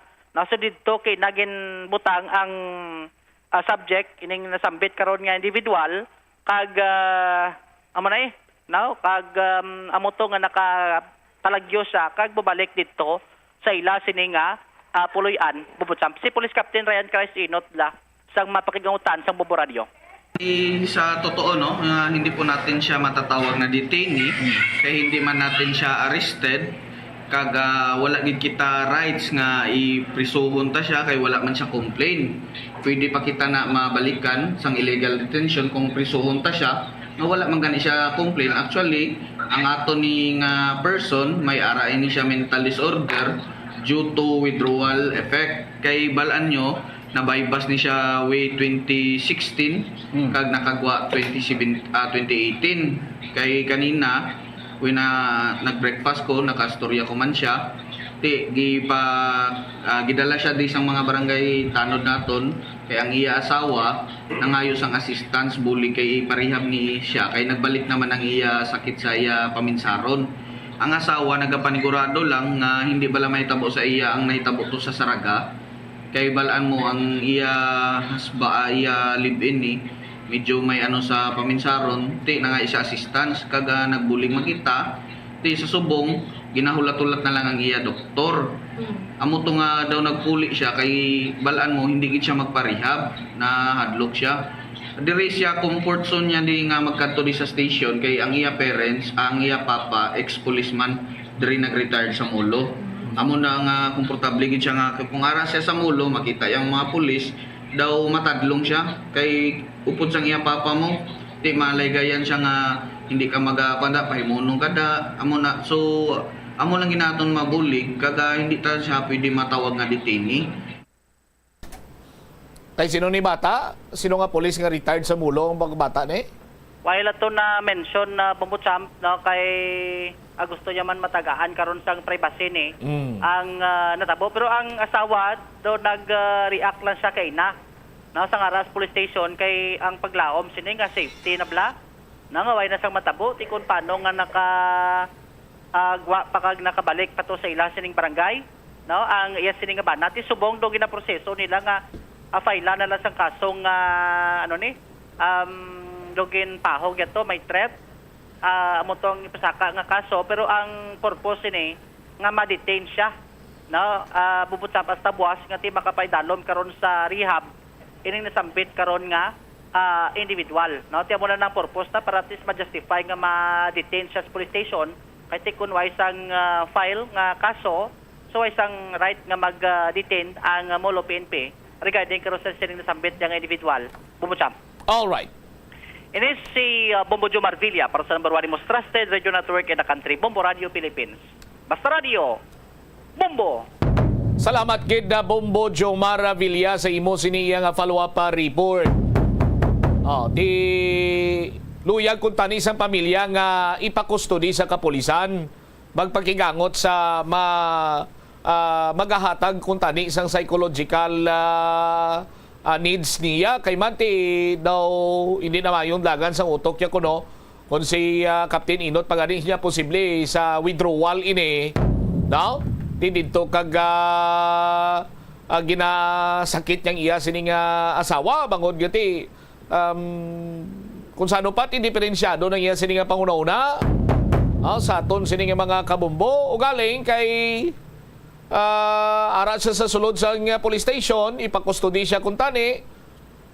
Ginahulat lang kay mangita pa sang doktor to nga makalantaw sa iya sining estado. Iway ba lang nagbiya di siya kan nagbalik sa ila balay? Kundi nagkinaran-karan karon mga pumuluyo dito. Pero ginklaro man diri nga hindi siya kuno ya detainee. Isubong ang plano, kasuhan na lang siya or i-complain sa iya sining asawa para nga inisya ang temporaryo nga mahunong dira sa lakap cell sang Mulo PNP. Pagbalik nato na banwa dugang nga mga balita kag impormasyon problema sa tubig. Si OIC Mayor Ganson ginakabig kuno nga crisis na karon. Ang temporaryo nga interruption sa water supply diri iya sa syudad sa Iloilo.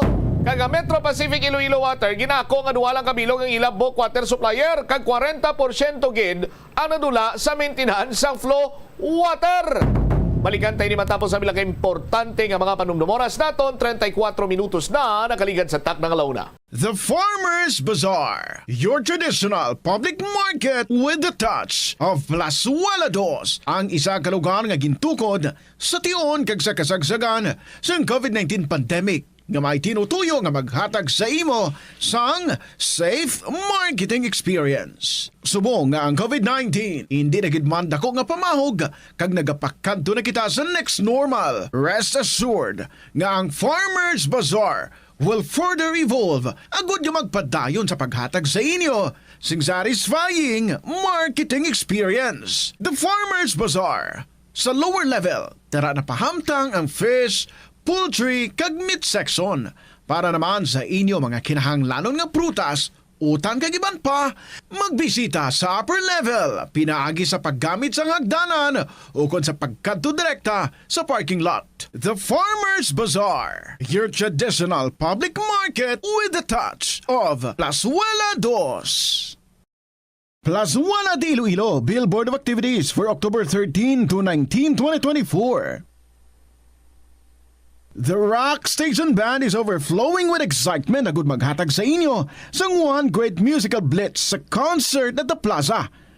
Mag-aumpisa alas 6 sa gabi sa October 19, Sabado.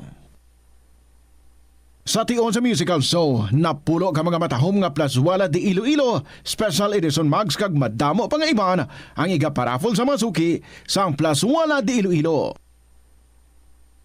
Sa October 20, Domingo, ginaagdang tanan nga mangin kabahin sang Eucharistic celebration nga pagahiwaton sa Latolda sa mga adlaw alas 11 sang aga. Sa tion sang Holy Mass, pangayoon naton sa Ginoo nga magpadala siya sang madamo nga mga anghel agud pahumuko ng tagipusoon sa mga lideres sang conflicting nations para madasig nga magpanumbalik ang global peace. Plazuela de Iloilo, we remain to be one with you in a common hope for a better community and a progressive country in 2024. Paano bala magpain sang basura sa panimalay? Magpreparar sang separado nga suludlan para sa wet kag dry kitchen waste. Magpreparar sang duha ka mga suludlan para sa dry waste sa bilog nga balay, isa sa plastic kag isa sa papel. Ibutang sa isa ka suludlan ang mga bagay nga pwede pa magamit liwat ukon mabaligya kag ihaboy naman sa gwa sang puloy-an pakadto sa basurahan ang mga wet wastes. Makakinot kag makakwarta ka na, makabulig ka patipig kag sa katinlo sang imo palibot.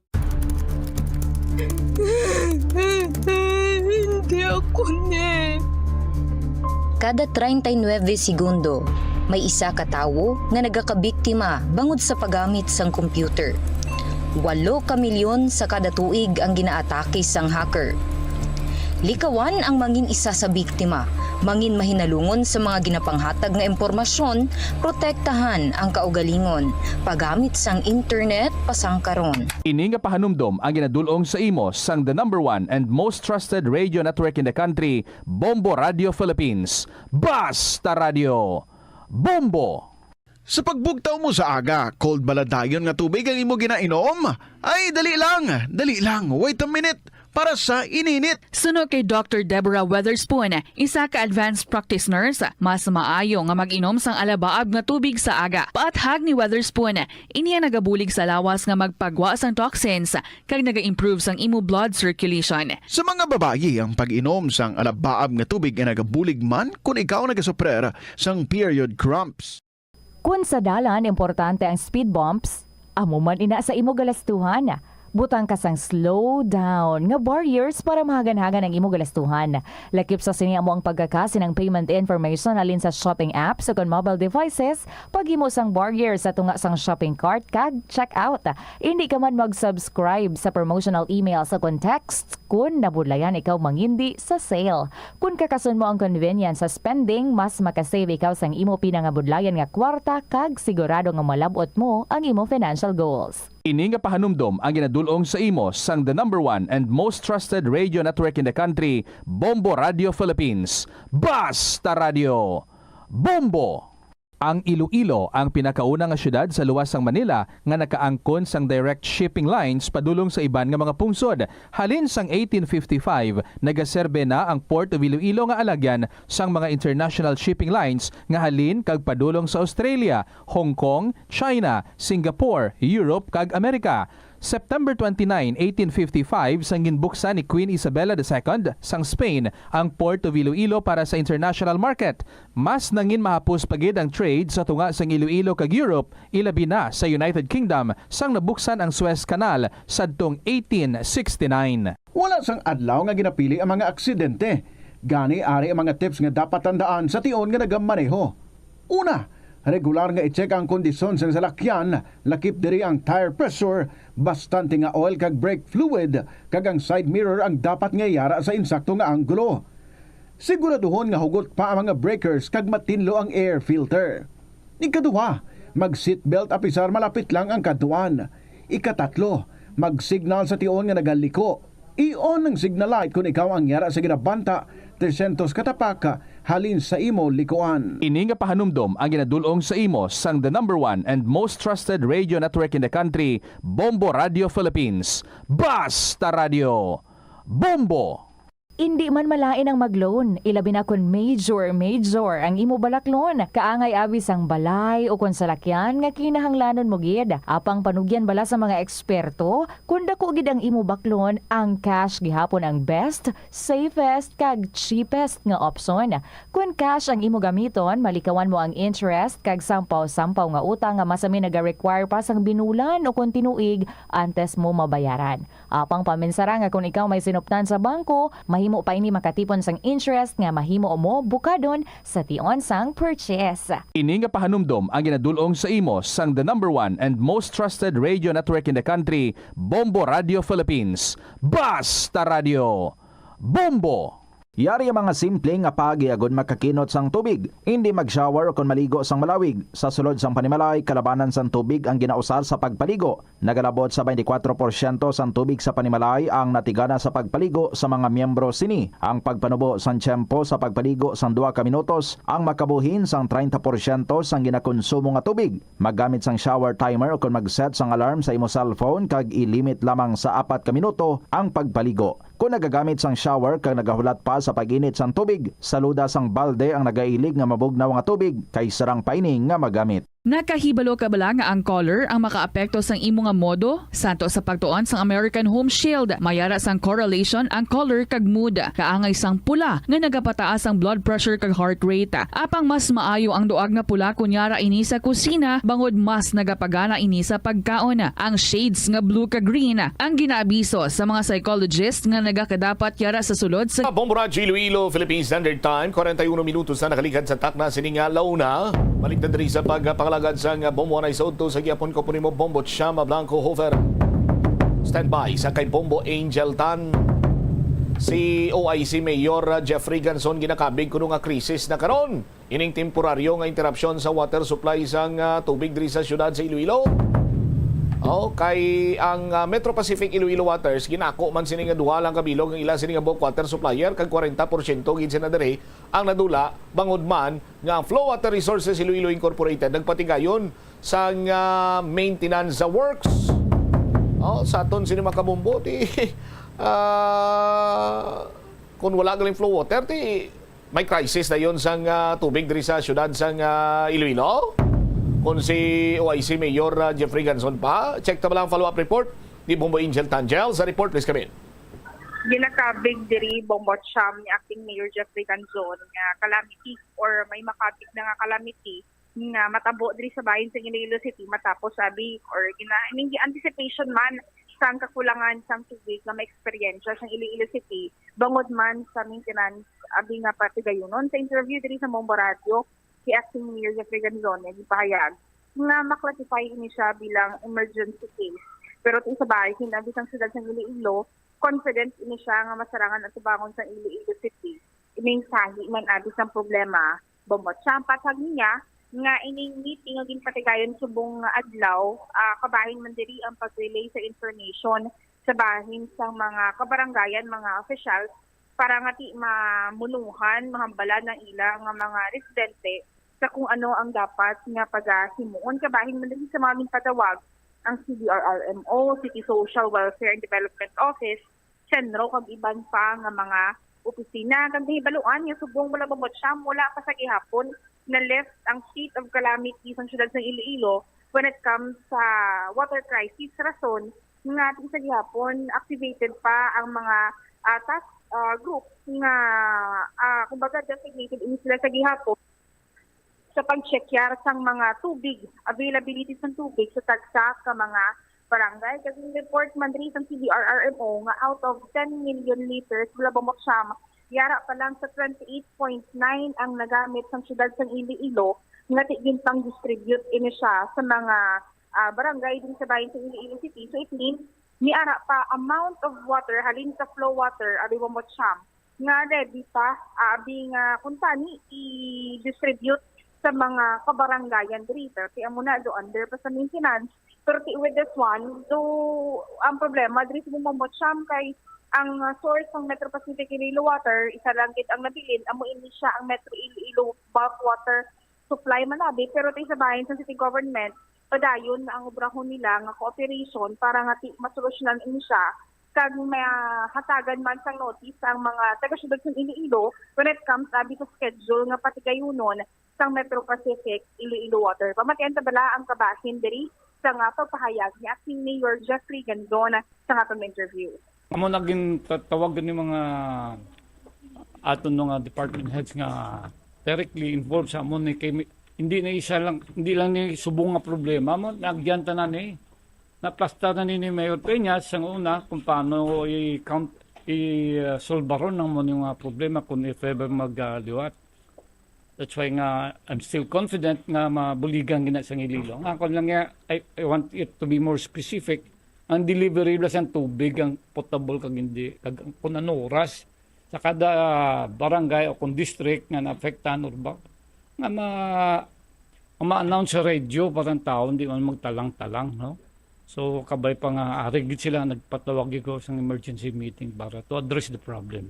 Siyempre na ang barangay kahit na-identify na do 56.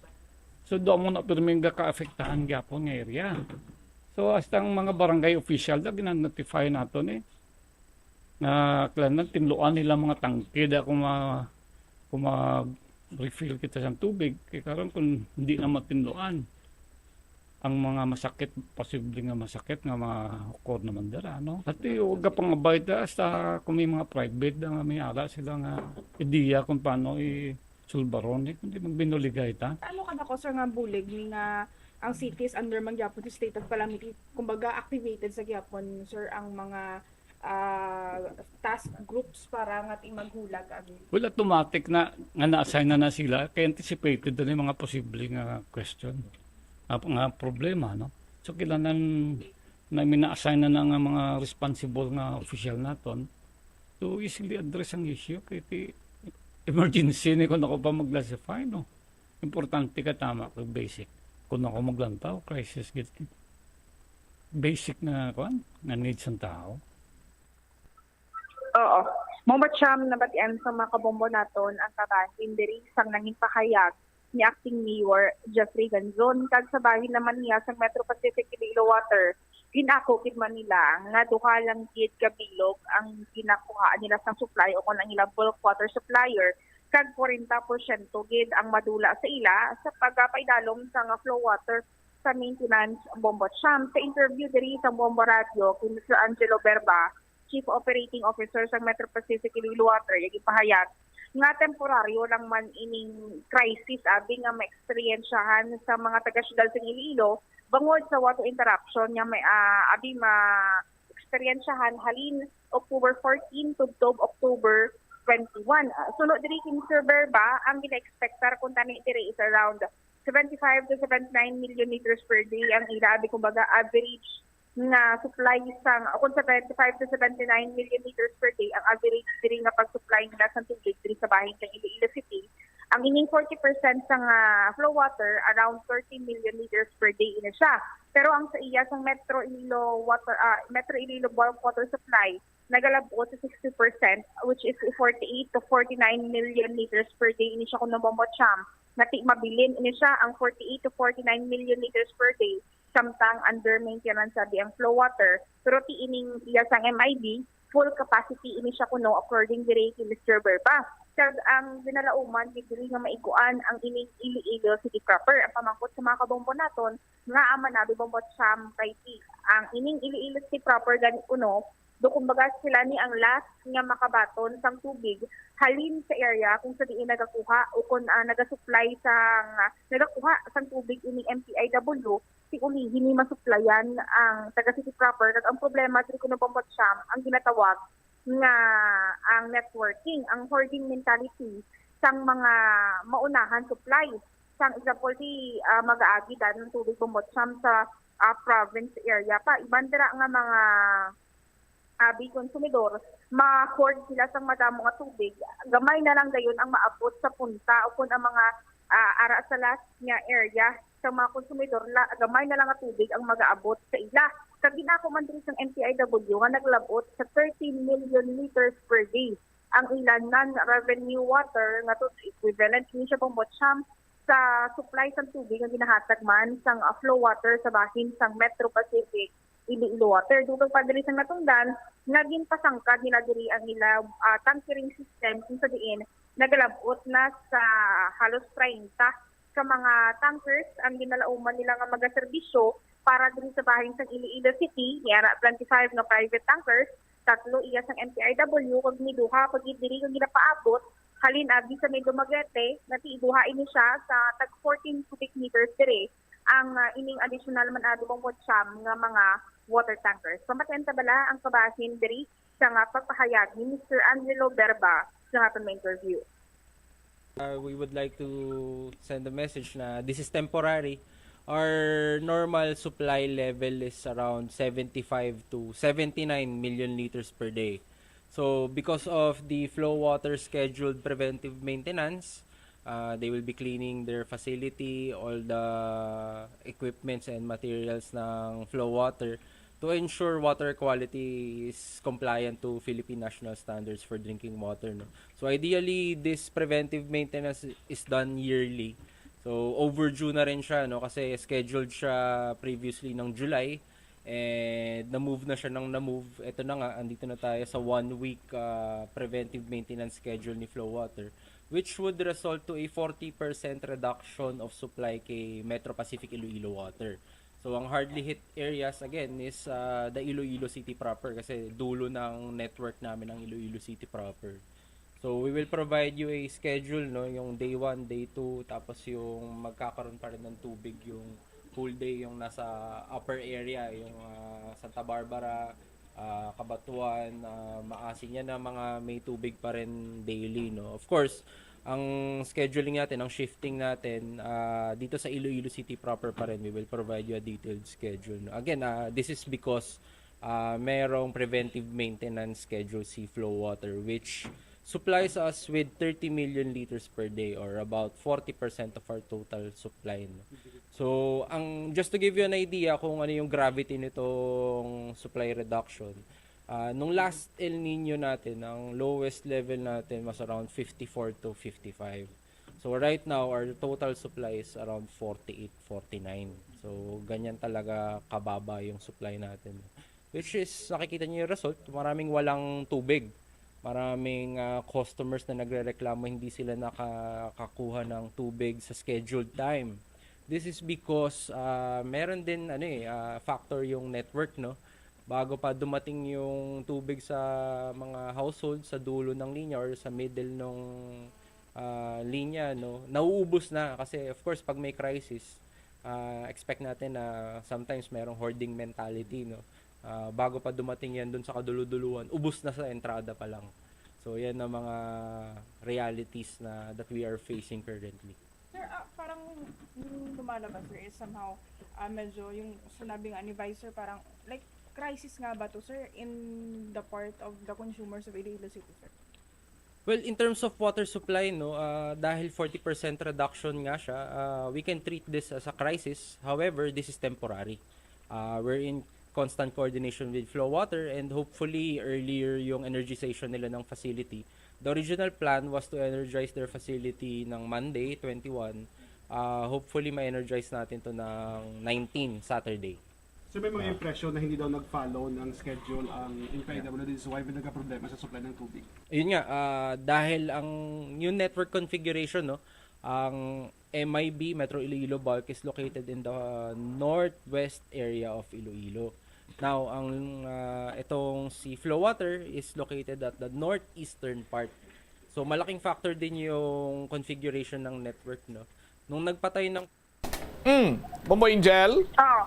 Bombo Cham, nabatian sa mga kabombo naton ang kabahin sa nga pagpahayag ni Mr. Angelo Berba sa nga itong interview. Alright. 40% kung si Metro Pacific Iloilo Waters Papambalon, bangod sa ginpatigayon sini nga maintenance sa Flow Water Resources Iloilo Incorporated, 40% gin ang nadula sa ila. Correct? 40% kidrip, exactly, Bombo Cham. Sang kabugusan sini nga supply. Kung 40%, tiway gani katunga Bombo Angel sang 60%, may 60% pa man nga nabilin nga naghambal iya si OIC Mayor Jeffrey Ganson nga do kasubong may kalamidad na diri sa syudad sang Iloilo. Di na nagakanto ang nabilin nga sa 60%. Kaya sa 60% kanila Bombo Cham or total, butang sabi total nga ginasupply nga tubig sa MPIW, ginako nila diri nga may ara sila 13 million liters per day nga non-revenue water.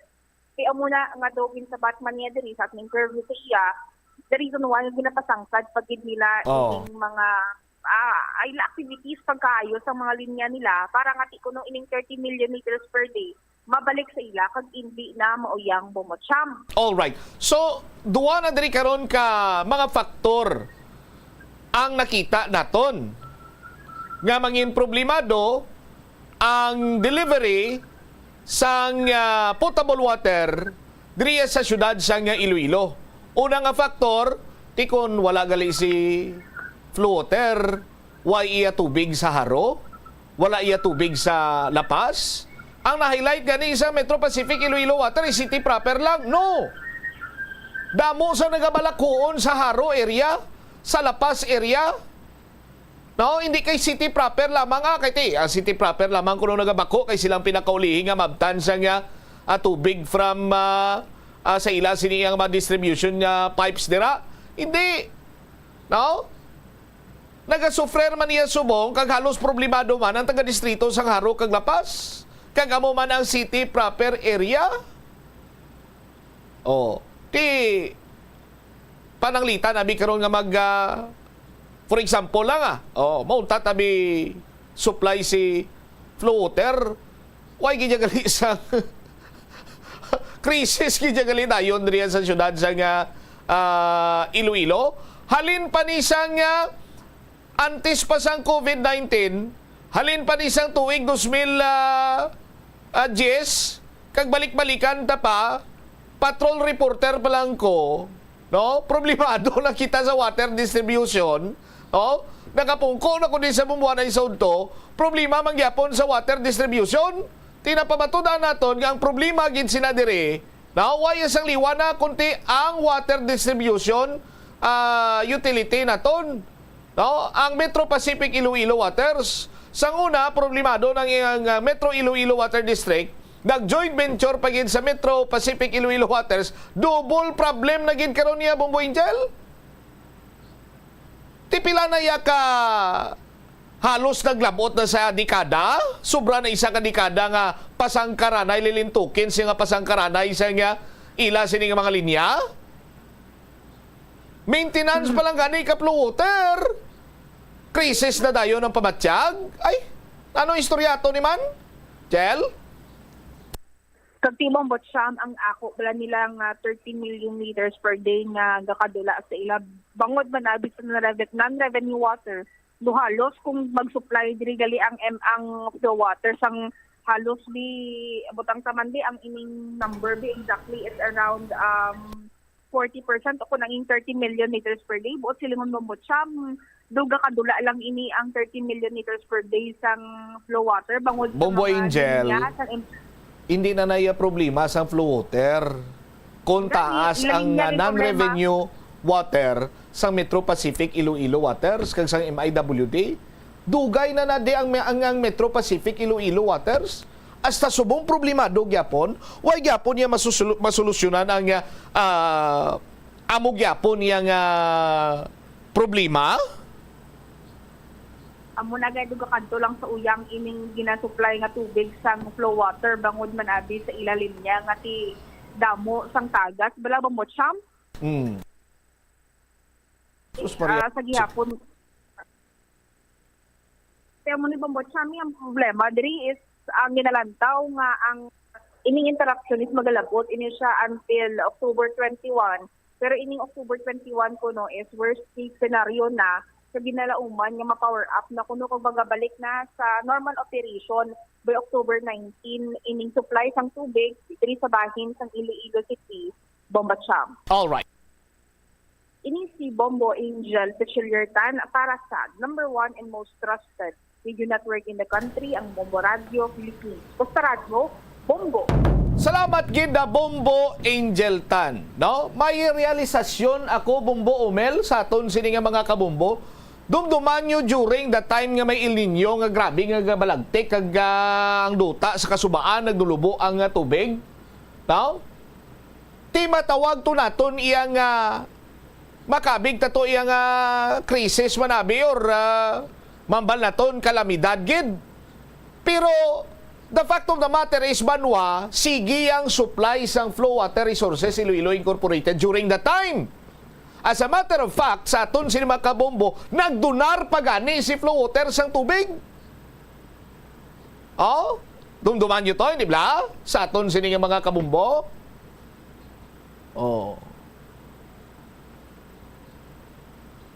Nagdunar pa sang tubig sa nga musad to iyang atsimpo.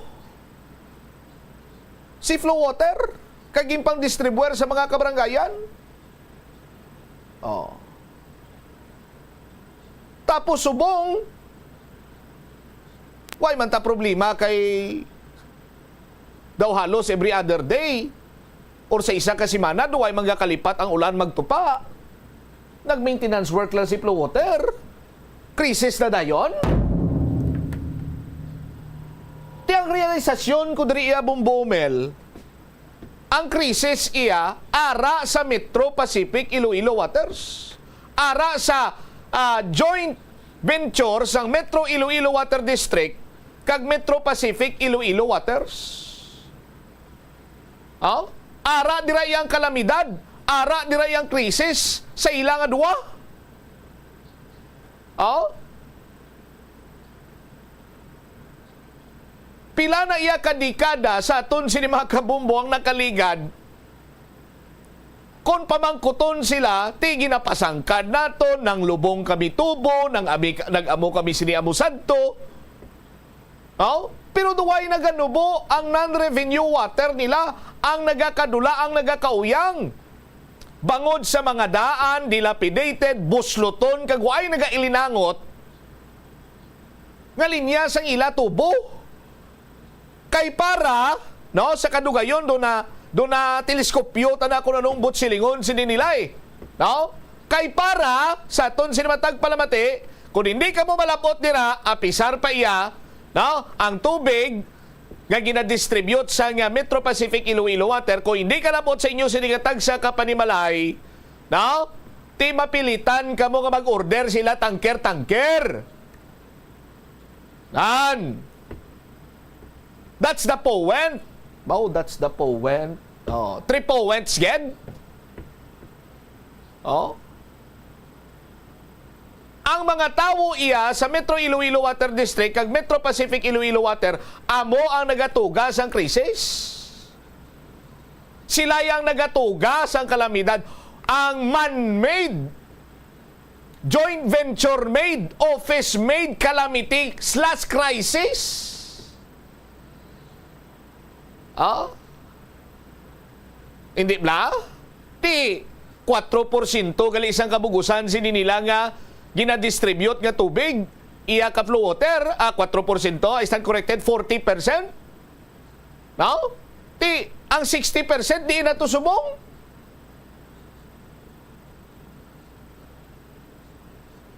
Hay nagaigod na gid iya. Hay mosmos na gid iya ang Metro Pacific Iloilo Water. Kay Como 30% ang non-revenue water nila.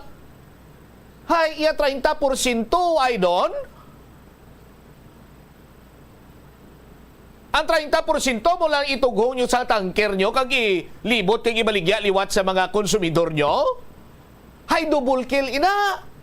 Oh, kung nagkilala ko pa nga taga-Kapis. Oh. Di ba? Oh. Tisubong muna, therefore I conclude, therefore I conclude nga ang kalamidad, ang krisis, no? Acting Mayor Jeffrey Ganson, sir, ara iya sa Metro Pacific Iloilo Water, ara iya sa Metro Iloilo Water District. Sila iya nagtugas ang krisis. Oh? Kag daw nanamian pa sila gani kung may krisis, kay ti mas schedule naman sila sang tankering nila. Oh, pero ti in good faith hambal ni tawag siya ni Acting Mayor Jeffrey Ganson. Siya nga ako niya gusto, no? Nga mahatagan or matagan lang niya sang potable water or may kuhaan lang sang potable water ang Metro Pacific Iloilo Water kag ang mga apektado, no, ang mga wala sang tubig subong mahatagan lang sang tubig. In good faith man niya sa kay OIC Mayor Jeffrey Ganson. Pero amo na sir, ang matutuod sining istorya na. Oh. Si MIWD kag si Metro Pacific among naghimo sang krisis. 5 minutos sa nakaligan sa takna sining alas 2 lapaw nagkikita sa latin sa aton sining pagpalayag ang iban sining mga balita kag impormasyon tugyan ta sa iban sining Manusin Public Affairs Program sa Bombo Radio Iloilo. Standby na sa kahapon lamang program kaupo naman sa kay Tita Regine. Ini si Bombo Chama Blanco Vergabilin sa imo sa mananay nga hapon. May God bless us all. Para sa the number 1 and most trusted radio network in the country ang Bombo Radio Philippines. Basta Radio Bombo. The Farmers Bazaar, your traditional public market with the touch of Plasualados, ang isa ka lugar nga gintukod sa tion kag sa kasagsagan sa COVID-19 pandemic nga may tinutuyo nga maghatag sa imo sang safe marketing experience. Subong nga ang COVID-19 hindi nagidman dako nga pamahog kag nagapakadto na kita sa next normal. Rest assured nga ang Farmers Bazaar will further evolve agud yung magpadayon sa paghatag sa inyo sing satisfying marketing experience. The Farmers Bazaar. Sa lower level, tara na pahamtang ang fish, poultry, kag meat section para naman sa inyo mga kinahanglanon nga prutas, utan kag iban pa, magbisita sa upper level, pinaagi sa paggamit sa hagdanan o kon sa pagkadto direkta sa parking lot. The Farmers Bazaar, your traditional public market with the touch of Plazuela Dos. Plazuela de Iloilo, Billboard of Activities for October 13 to 19, 2024. The Rock Station Band is overflowing with excitement na good maghatag sa inyo sa one great musical blitz sa concert at the Plaza. Mag-aumpisa alas 6 sa gabi sa October 19, Sabado. Sa tion sa musical show, napulo ka mga matahom nga Plazuela de Iloilo, special edition mags kag madamo pa nga iban ang iga-paraffle sa masuki sa Plazuela de Iloilo. Sa October 20, Domingo, ginaagdang tanan nga mangin kabahin sang Eucharistic celebration nga pagahiwaton sa Latolda sa mga adlaw alas 11 sang aga. Sa tion sang Holy Mass, pangayoon naton sa Ginoo nga magpadala siya sang madamo nga mga anghel agud pahumuko ng tagipusoon sa mga lideres sang conflicting nations para madasig nga magpanumbalik ang global peace.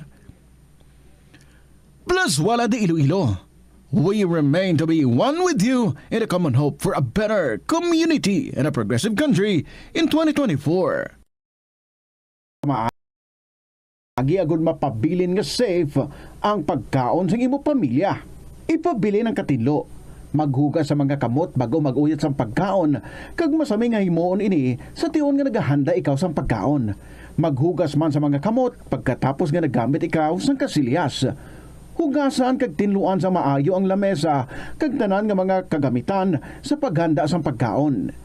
Siguraduhon man nga safe ang kusina kag pagkaon gikan sa mga insekto, mga peste kag iban pa nga mga sapat. Ini nga pahanumdom ang ginadulong sa imo sang the #1 and most trusted radio network in the country, Bombo Radio Philippines. Basta Radio! Bombo! Ang tumandok sang Haro, Iloilo City nga si Melquiades Gamboa Ihereyos ang pinakauna nga Filipino nga nagtapos sang Doctor of Laws degree sa prestihiyoso nga Oxford University. Nagserbe man si Gamboa bilang Philippine Ambassador to India sa 1956 tubtob sang 1958. Subong man sa United Nations kag sa Court of St. James. Nagsulat si Gamboa sang pila ka mga libro kaangay sang An Introduction to Philippine Law kag a Dictionary of International Law and Diplomacy. Ang pagpanguyab ang hindi man dapat kahangawan suno sa mga eksperto bangod isa ini ka natural nga proseso bilang response sa kakapoy. Apang ang ginpaandam sa mga eksperto amo ang sobra-sobra nga pagpanguyab sa diin masobra ka isa ang pagpanguyab sa sulod sang isa ka minuto. Bilang panugyan sa mga eksperto, mas maayo gid nga magkonsulta gilayon sa doktor kung may nanutisyaran nga increase sa pagpanguyab, ilabi na gid kung wala man lang sang matumod nga rason. Ang simple nga paghusay sang buhok ang may pila ka maayo nga benepisyo sa lawas.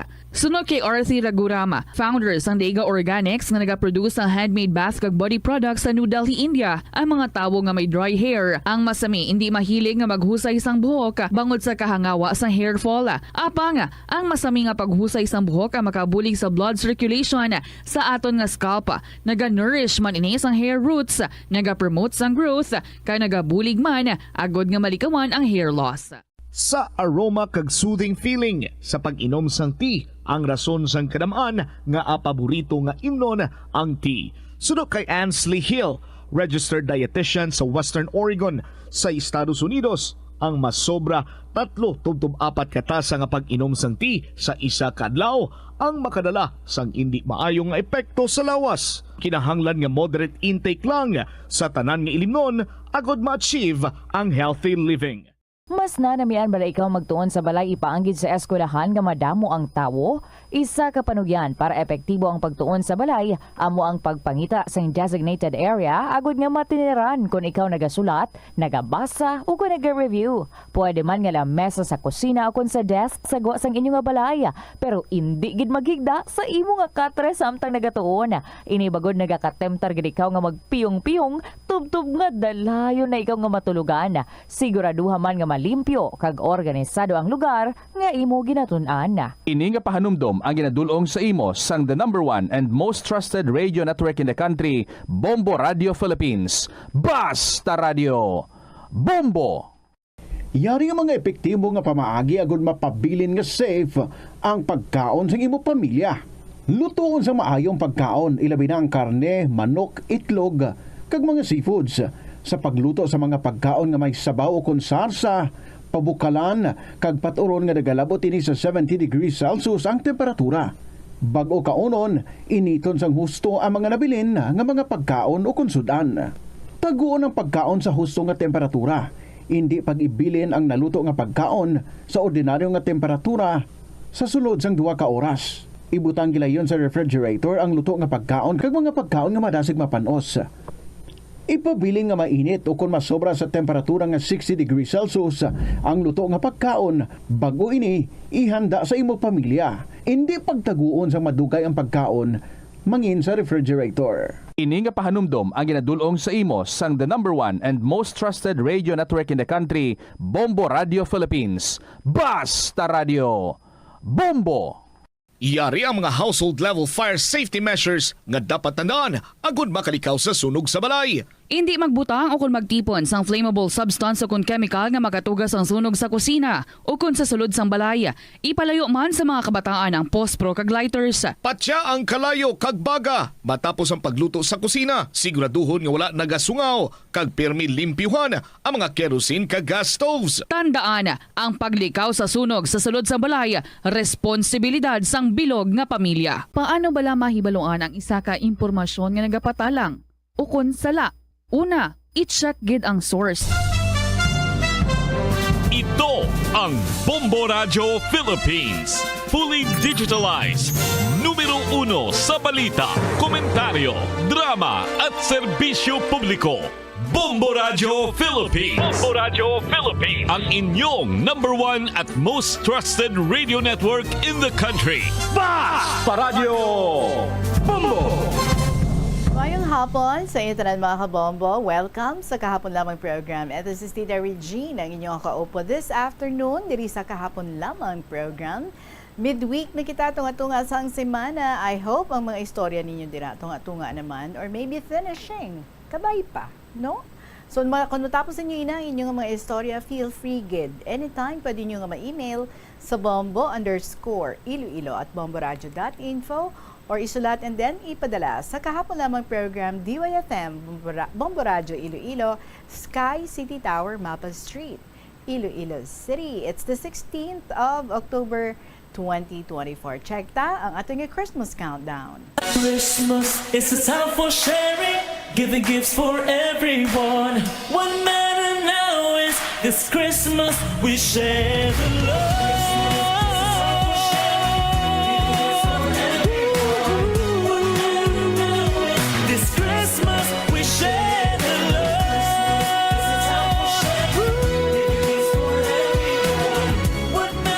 Mga kabombo, 70 days before Christmas, 10 dias bago ang Pasko. Alright, so sa tanan nga mga gaupo diri sa aton sa sining nga mga tinion, thank you very much, Gid. I hope you're all doing good and kabay, no? Naka-stomach development na. All of a sudden, kita ako bla sa Facebook Live. Ang tinola nga manok. Doon nag-crave ako isang tinola nga manok. Ang namin isa tinola, Bisaya, no? Nga manok in the English. Anyway, welcome sa KLP. Kaupo ninyo si Tita Regine. And here's our song para sa inyo from Romuel Hambre. Never Change. Good afternoon.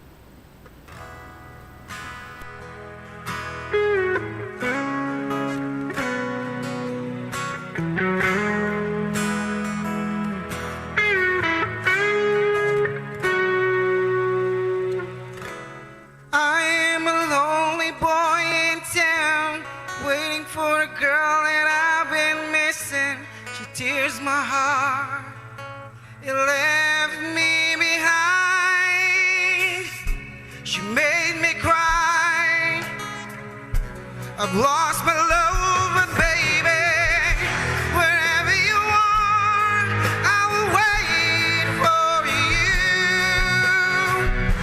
Whatever I do, I will always think of you.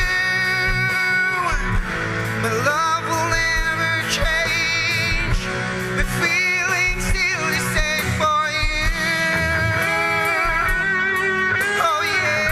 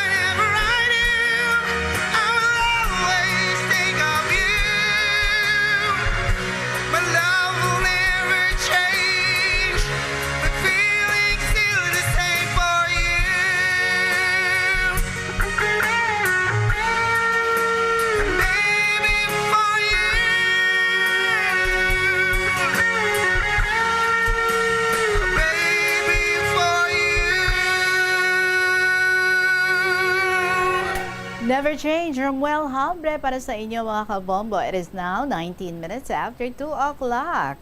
Umpisa na kita lingaw-lingaw sa mga kasaysayan diri. I hope nagpamati ka gid today, Aries 8. Story mo ang una kong basahon, Dear Tita Regine.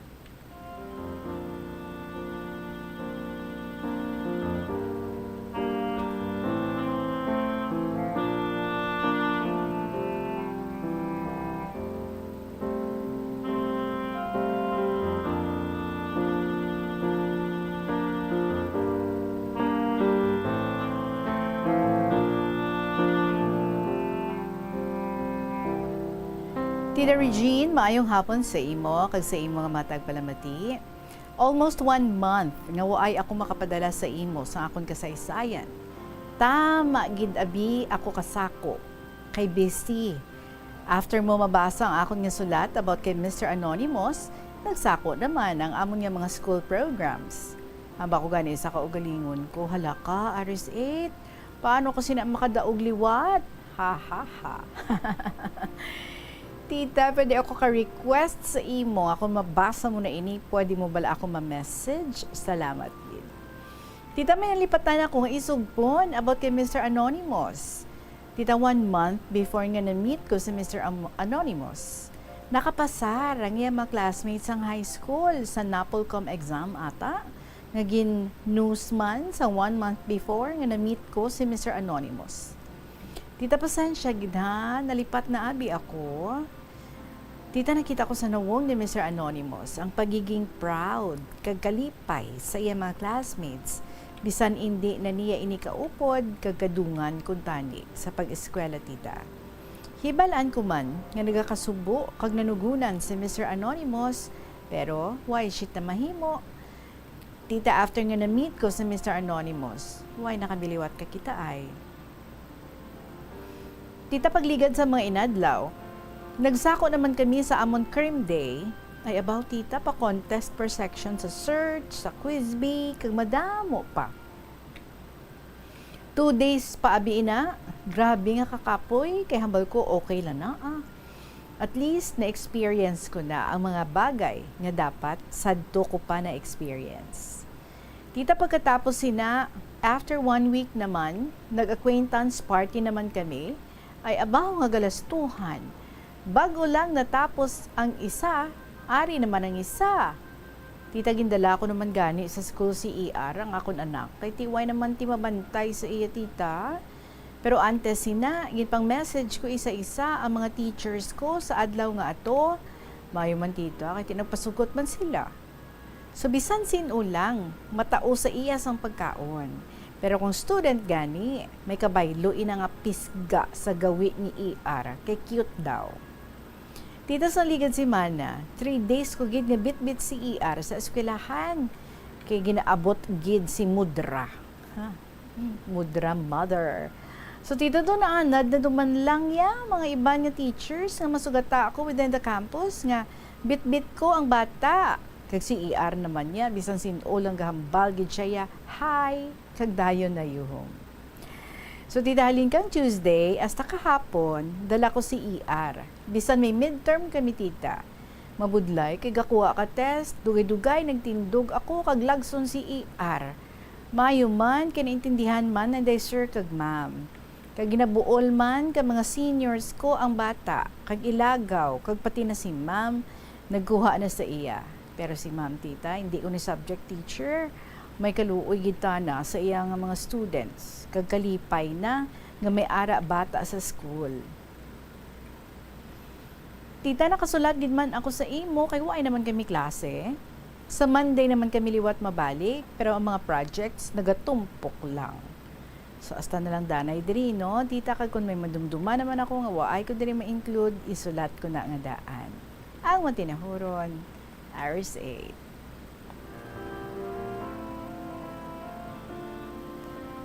Aries 8, thank you very much, Gid. Apisal sa imong mga very busy schedule sa school.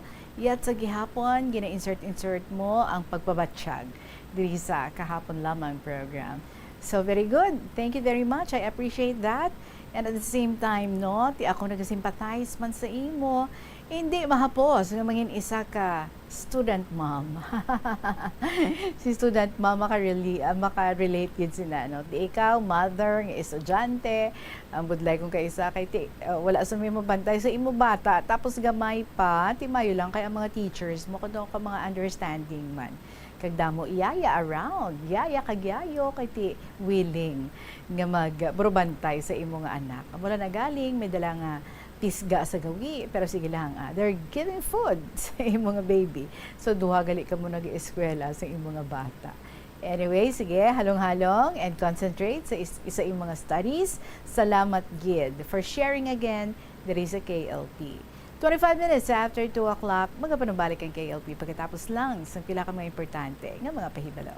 Kon kaisa, bangod sa imo nga kaakig, stress kag disappointment sa kabuhi, nagadesisyon kamo nga wala ninyo ginapalibugan kag ginapadalman. Gani likawi nga maghimo sang desisyon kung ikaw ang akig. Hatagi sang oras ang imo nga kaugalingon, bangod ang imo nga first idea ang hindi mo man kon kaisa makabig nga best idea. Makabulig man nga magpangayo sang perspektibo sa ibang nga tawo, ilabi na kon siya ang nagapangatubang man sang kaangay nga sitwasyon sa ilang nga kabuhi. Kun ang desisyon nga imo ginhimo ang wala nangin madalagon, hindi napagbasulon ang kaugalingon. Ang pinakaunang international bank sa luwasang Manila ginbuksan sa Iloilo sadtong 1883. Iniamo ang Hong Kong and Shanghai Banking Corporation o kun HSBC. Tuig 1875 sang una nagbukas ang branch sa bangko sa Binondo, Manila. Kag April 2, 1883 sang nabuksan ang una nga sangay sini sa Iloilo. Una nga nagtanyag ang bangko sa mga financial services nga nagpasanyog pa sa industriya sang kalamay sa pungsod. Kag sang ulihin nag-finance man ini sa pagtukod sa mga railways. Naghatag man ini sang ayuda sa mga negosyante nga Ilonggo nga sulod sa import kag export industry. Agud makalikaw sa food poisoning o kung paglain sang tiyan, sundo ng ining mga pahanumdom sa pagpreparar sa mga pagkaon kag ilimnon. Manghugas ang kamot kag ipabili ng katinlo antes kag pagkatapos ang paghimos. Kung nagamasakit, likawan ang pagpreparar sang pagkaon para sa iban. Siguraduhon nga naluto sang husto ang pagkaon. Kung mahimo, kauno ng pagkaon samtang mainit pa. Siguraduhon ang katinlo sang pagkaon agud ang selebrasyon mangin mas malipayon. Kagasto gid bila sa imo adlaw-adlaw kag feel mo gid pirmi ang petsa de peligro bangod nga wala na gid unod ang bulsa. Gamita ang imo bulanan nga spending habits, amo man ang imo bulanan nga take home pay agud nga makasat ikaw sang budget nga imo gid masunod. Wala man sang pulos ang istrikto katama nga budget kaangay sang indi gid pagkaon sagwa. Apisar nga naandan mo na nga naga-take out ikaw 4 ka beses kada semana. Sa malipot nga pulong, himo ka sang budget nga nagasanto man sa imo nga lifestyle kag spending habits. Dapat nga himuon mo man nga inspirasyon ang imo budget para makaangkon ikaw sang bag-o nga mga hobby, kaangay abi sang pagluto sa sulod sang balay. Ini nga pahanumdom ang ginadulong sa imo sang the #1 and most trusted radio network in the country, Bombo Radio Philippines. Basta Radio Bombo! Kung sa imo pagbugtaw, magpalanakit man lang ang imo lawas, base hindi ka naman namian magtulog. May panugyan ang pain medicine specialist nga si George Gergis. Simple lang. Una, maglikaw sa pagkaon nga nagapromote sang inflammation. Pilion mo ang madamo nga utan, prutas, whole grains kag seafood, bangod ginapataas ni ang antioxidants nga nagabulig sa pag-reduce sang inflammation. Mag-exercise apang hindi man pagpatamaan. Ang movement nagalubricate sang joints gani nga makalikaw sa pain kag stiffness. Ang cyberbullying among paggamit sang offensive kag masakit nga mga tinaga online na ukon pinaagi sa text. Ang bullying ang nagatuga sa kasubok kag depresyon sa biktima. Magluwas ni, magabatyag siya sang kaakig, pagkadula sang interes sa mga butang nga iya naluyagan kung ikaw ang ginbully. Una nga tika nga imo himuon, amo nga magpangayo sang bulig sa tawo nga imo masaligan. Paano ka bala makabulig nga mauntat na ang bullying? Simple lang, don't be a bully. Hindi mag-post online nga makahatag sang sakit sa balatyagon sa isa ka tawo. Ang hair loss o pagkaunod sang buhok ang isa sa pinaka-common nga problema sa bilog nga kalibutan. Santo sa pagtuon, ang tag sa kapersona nagakadulaan sang isa ka gatos ka strand sang buhok kada adlaw. Paano ba lamang punggan ang pagkaunod sang buhok? Una, dapat regular nga habunan ang buhok gamit ang mild nga shampoo. Makabulig man ang pag-inom sa mga bitamina batok sa hair loss, kaangay sang vitamin A, vitamin E, kag vitamin B. Ginarekomenda man ang pagmasahe sang scalp gamit ang essential oils. Likawan ang pagbrush sang buhok kung ini ang basa. Testingan man ang pagpahid sang garlic juice, onion juice o kung ginger juice. Ipabilin ini sa buhok overnight kag bunlawan pagkaaga. Importante man nga magpabilin nga hydrated gani mag-inom sang madamo nga tubig kag likawan ang pag-inom sang alcohol, pagpanigarilyo kag syempre likawan ang stress. Masami bala nga dry kag nagakapilas ang imo nga bibig? Masami nga dry, nagahapdi o kung nagapanit-panit ang bibig sang isa ka persona, kung mayara ini sang habit nga pagdilap o kung pagkagat sang iya kaugalingon nga bibig o kung paggamit sa mga produkto nga makairita diri. Ang mga causes ng chapped lips sa mo ang dry weather, kakulang sang oil gland sa bibig, paggamit sang lipstick o kung lip balm nga hindi hiyang ang bibig bangod nagakairita rini. Tuman nga exposure sa adlaw kag hindi pag-inom sang bastante nga tubig. Ang ginarekomendar nga treatment diri among paggamit sang husto kag maayo nga lip balm, pag-inom sang madamo nga tubig kag paglikaw sa masami nga pagdilap sang bibig. Kung maglala pa ini, magpadulong na sa espesyalista agud mahatagan sang kakaigo nga prescription para sa bulong. Kalabanan sa karon ilabi na sa mga pamatanon ang masami nga nagagamit sang earphones o kon headphones sa tion nga nagausar sang gadgets. Apang ano bala kalawig ang aton paggamit sang earphones kag headphones. Nakahibalo bala ikaw nga ang tuman kalawig nga paggamit sini ang makatugas sang ear noise o kon acoustic trauma? May pila naman ka tips nga makabulig agud mahalungan naton ang aton dulunggan kag pamatin-an. Dapat nga ipabilin nga yara lamang sa 60% ang volume sang aton nga mga earphones o kon headphones. Likawan nga magsobra sa 4-5 ka oras ang tayuyon nga paggamit sang earphones o kon headphones. Magtala na sang 15 minutes nga break matapos ang 1 ka oras agod nga makapahuway ang aton nga eardrums. Masami nga tidloan ang earphones o kon headphones kag mas maayo nga gamiton ang duha ka earpiece sang earphones. Siling nila, mas malambing ang bata kung ini ang nagtiti sa iloy tubtob sa duha ka tuig. Ang breastfeeding, ang mayara sang maayo nga ituga sa iloy kasubong man sa lapsag. Ang breastfeeding ang nagahatag sang nagakaigo nga nutrisyon para sa mga babies. Ang breast milk, ang mayara sang importante nga antibodies. Nagapanubo man ang breast milk sa risgo sang balatian kag infections. Nagapromote man ang gatas sang iloy sang healthy nga kabugaton sang lapsag. Sarang man nga makapaalam sa babies ang breastfeeding. Samtang sa iloy naman nga nagapasuso, nagabulig ang breastfeeding sa pagbuhin sang kabugaton. Nagabulig sa pag-contract sang uterus, nagapanubo sang risgo sang depression, nagatap na We're back diri sa KLP and balikanta naman ang sulat diri sa ato ni Aguila sa Sri Lanka. Well, for your information again, no, mga kabombo, you know that the story is in full Tagalog kay para kuno sa mga fellow OFWs niya nga nagapamati man. And at the same time, she was telling us about her bad experience nakaagi siya sexual harassment dito sa Sri Lanka, and at the same time she was also sharing about us ang iyang experience as Bombo International Correspondent sa Bombo Radio Philippines. So this afternoon, padayuno naton ang pagbasa sa sulat ni Aguila sa Sri Lanka.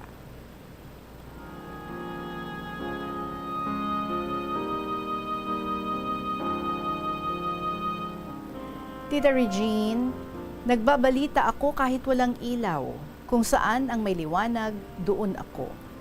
Umaakyat ako sa rooftop ng bahay. Kahit madulas at maulan, binabaliwala ako. Pag wala ng ulan, saka ako bumabanat ng balita. Minsan, tita, nadulas ako sa daming lumot. Sabi ko, bahala na. Kahit basa, pati underwear ko, okay lang. Mahalaga, matapos ko ang pagbabalita sa araw na yon. Basa ang puwet ko at ang mga paa ko, may mga lumot pa. Patuloy akong naghahatid ng balita. Total, kalahati lang ng katawan ko ang makikita sa camera. Tinatali ko sa drum ang cellphone para lang makahatid ng mga balita at impormasyon sa Pilipinas. Hanggang dumating sa punto na nakatanggap na ako ng mensahe. Pagbabanta sa aking buhay, kahit harap-harapan sa aking asawa pinagbantaan. Na mag-iingat daw ako kasi baka isang araw masaktan ako. Sabi ko sa asawa ko, sino siya? Sabihin mo sa akin, haharapin ko dahil wala na ang takot sa ganitong sitwasyon. Baka siya pa ang maunahan ko ng suntok at humahagupit kong sipa. Siguraduhin nila kapag tinamaan ako, babagsak ako na hindi na makabangon muli pa. Kasi kung magkataon, ako mismo ang magpapatulog ng mahimbing sa kanila. Sino siya? Umiiyak tita ang aking asawa. Nagmamakaawa. Sabi niya, nandito pa kami na pamilya mo. Maliliit pa ang ating mga anak. Sabi ko naman, tita, kung oras na natin mamahinga, kukunin tayo ng Panginoon sa iba't ibang klaseng paraan. Alam ko na hindi ako pababayaan ng Diyos. Titigil lang ako kung ang mga kababayan ko ay makita ko na nakaplastar na sila, nakauwi sa Pilipinas ng maayos, ang lahat na transaction tapos. Kailangan nila ako para maghatid ng impormasyon sa aming bansa. Wala nang may malakas na loob na magre-report sa ganitong sitwasyon. Binawal na ng government natin. Ako, kung anong mangyari, haharapin ko at lalaban ako sa tamang paraan. Basta wag lang akong traidorin ng patalikod. Hanggang isang gabi tita, pinasok kami sa loob ng compound. Walang ilaw sa gabi na yon, buong Watigama walang kuryente kasi bawat district may cut off ang ilaw. At sa mga oras na yon, around 7 p.m., pinasok kami habang nakaupo ang mag-ama ko sa terrace, nagre-relax at nagpapahangin dahil sa sobrang init sa mga oras na yon.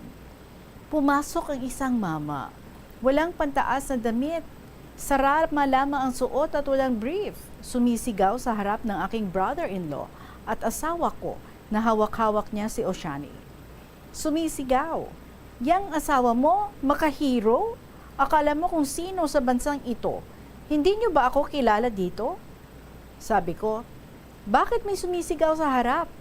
Lumabas ako at sabi, "Bakit Aya, anong problema mo?" Bigla akong hinarap at tinulisok ako. Sabi ko, "Alalahanin mo na nasa loob ka ng pamamahay ko, baka nakalimutan mo." Lumalaki ang kanyang mga mata at nanlilisik. Sabi niya, "Parang sino ka kung umasta dito sa Sri Lanka? Hindi ka taga rito." Sabi ko, "Anong problema mo?" Wala akong may maisip na nagkakaroon kami ng problema, tita.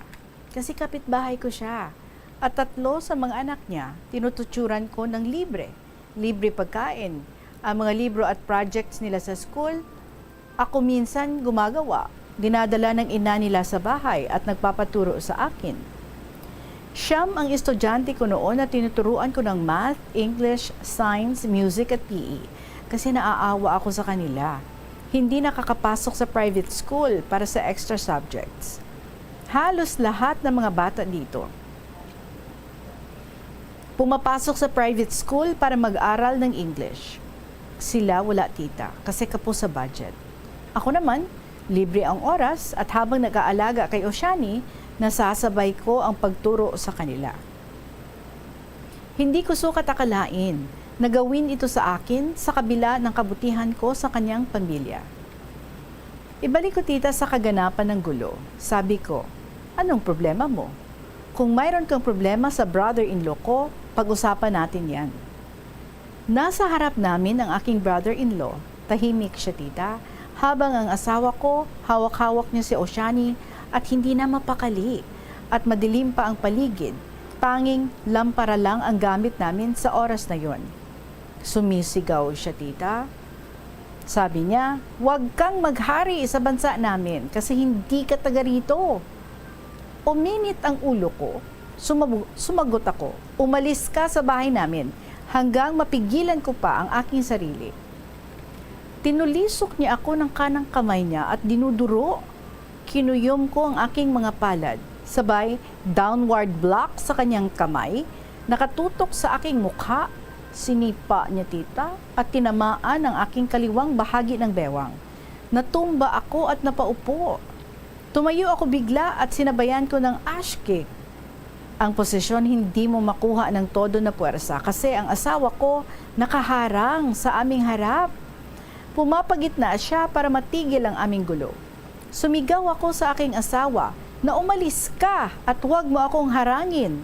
Get away in front of me and I wanna hold his neck in just few seconds.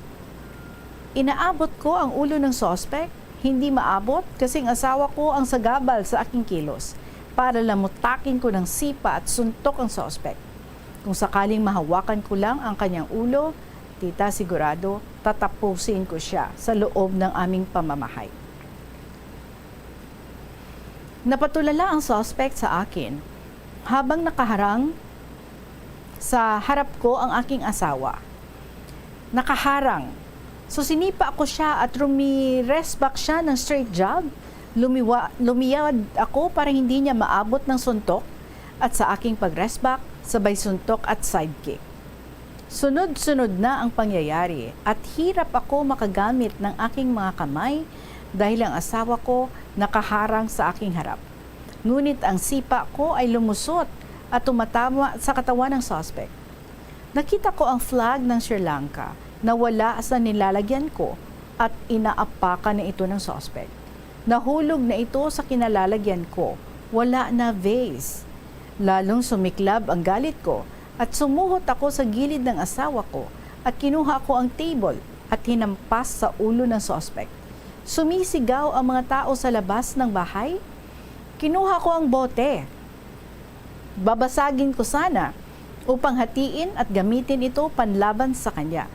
Sumigaw ang kanyang asawa at anak.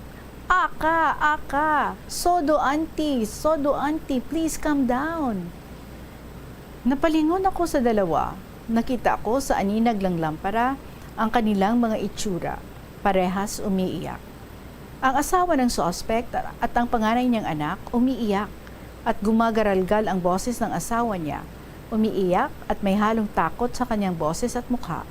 Gustong humakbang paloob ng bahay pero natakot sila.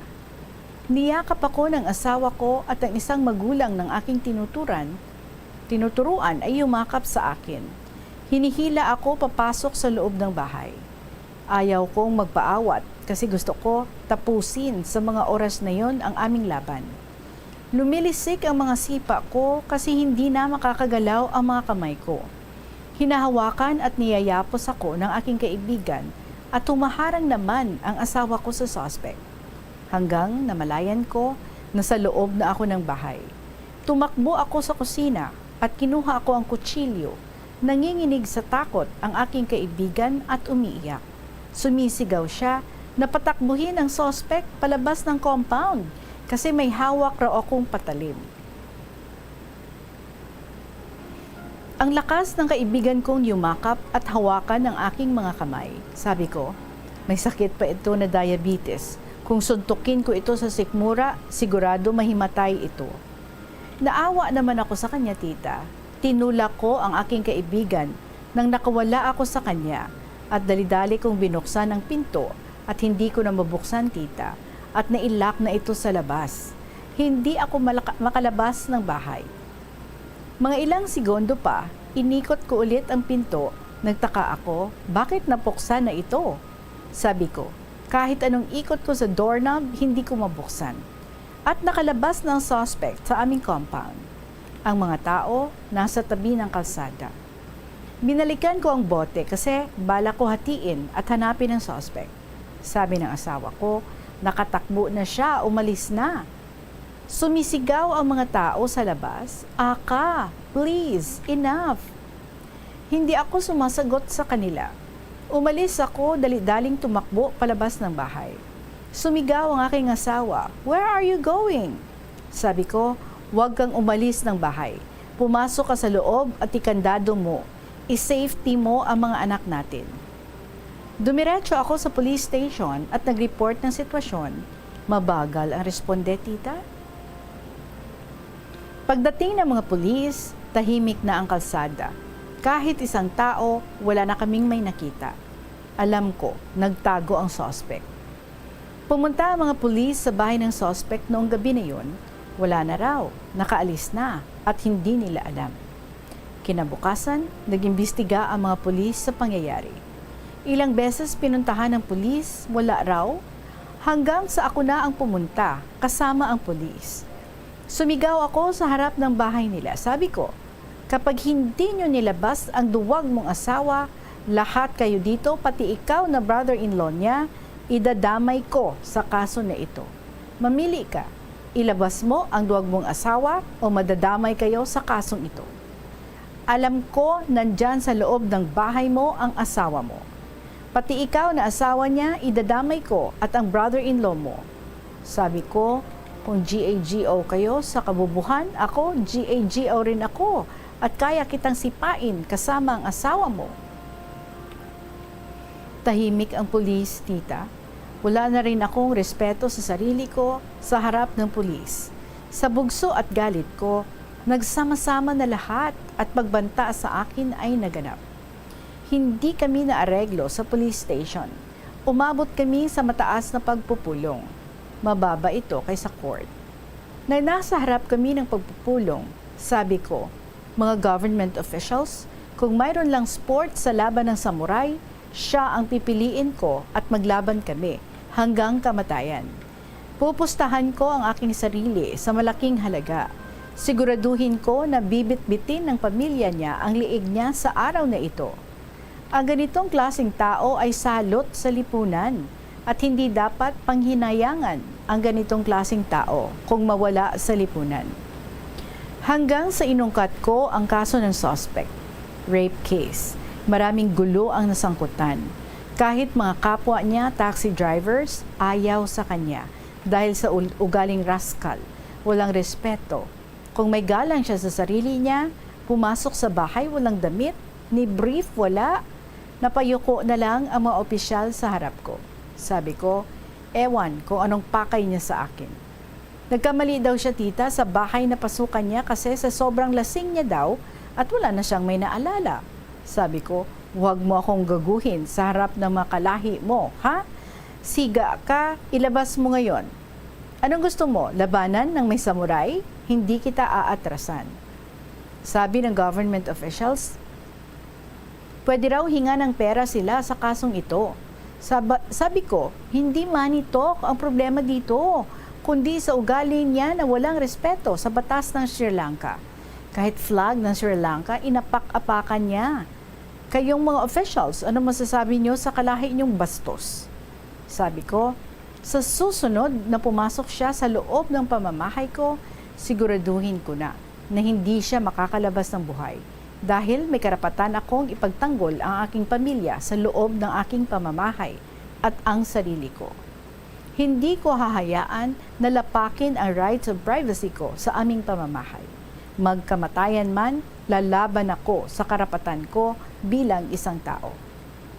Maraming officials ang nakiusap sa akin, tita, na kung pwede, pagbigyan ng isang pagkakataon dahil alam nila hindi na uulitin pa ng taong yon ang ginawa sa akin dahil nakatagpo siya ng katapat niya.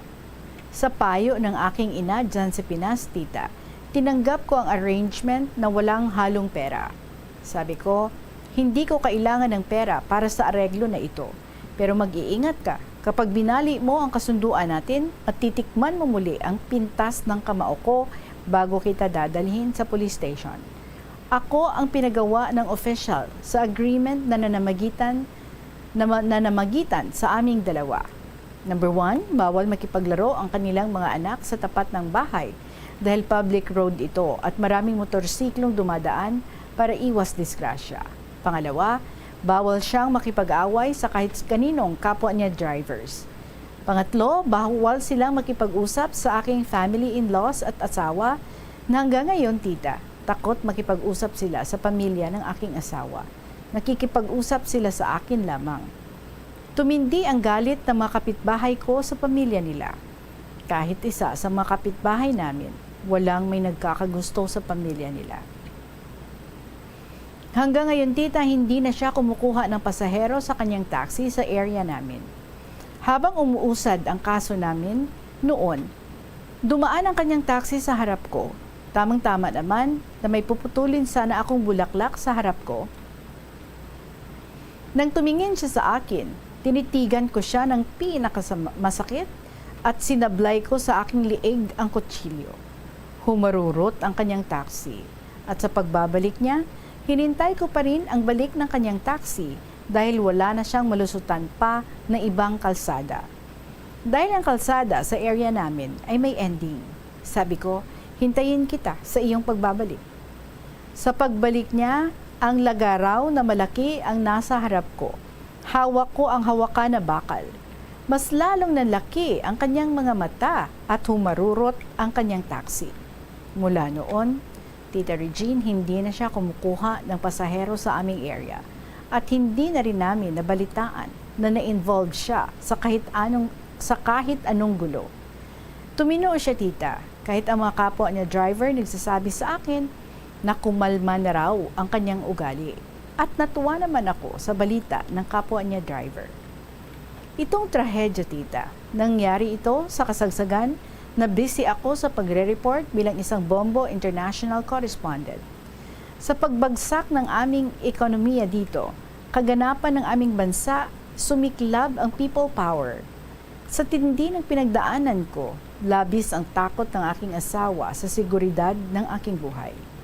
Umiyak ang aking asawa dahil alam niya, kapag ako magdesisyon, walang makakapigil. Araw-gabi ang aking panalangin na protektahan ako ng Panginoon. At binigay naman ng Panginoon ang proteksyon sa aking kaligtasan dahil nalagpasan ko ang mga pagsubok sa buhay. Ang ating former President Rodrigo Roa Duterte ay nagbigay ng tulong sa lahat ng mga Filipinos dito sa Sri Lanka.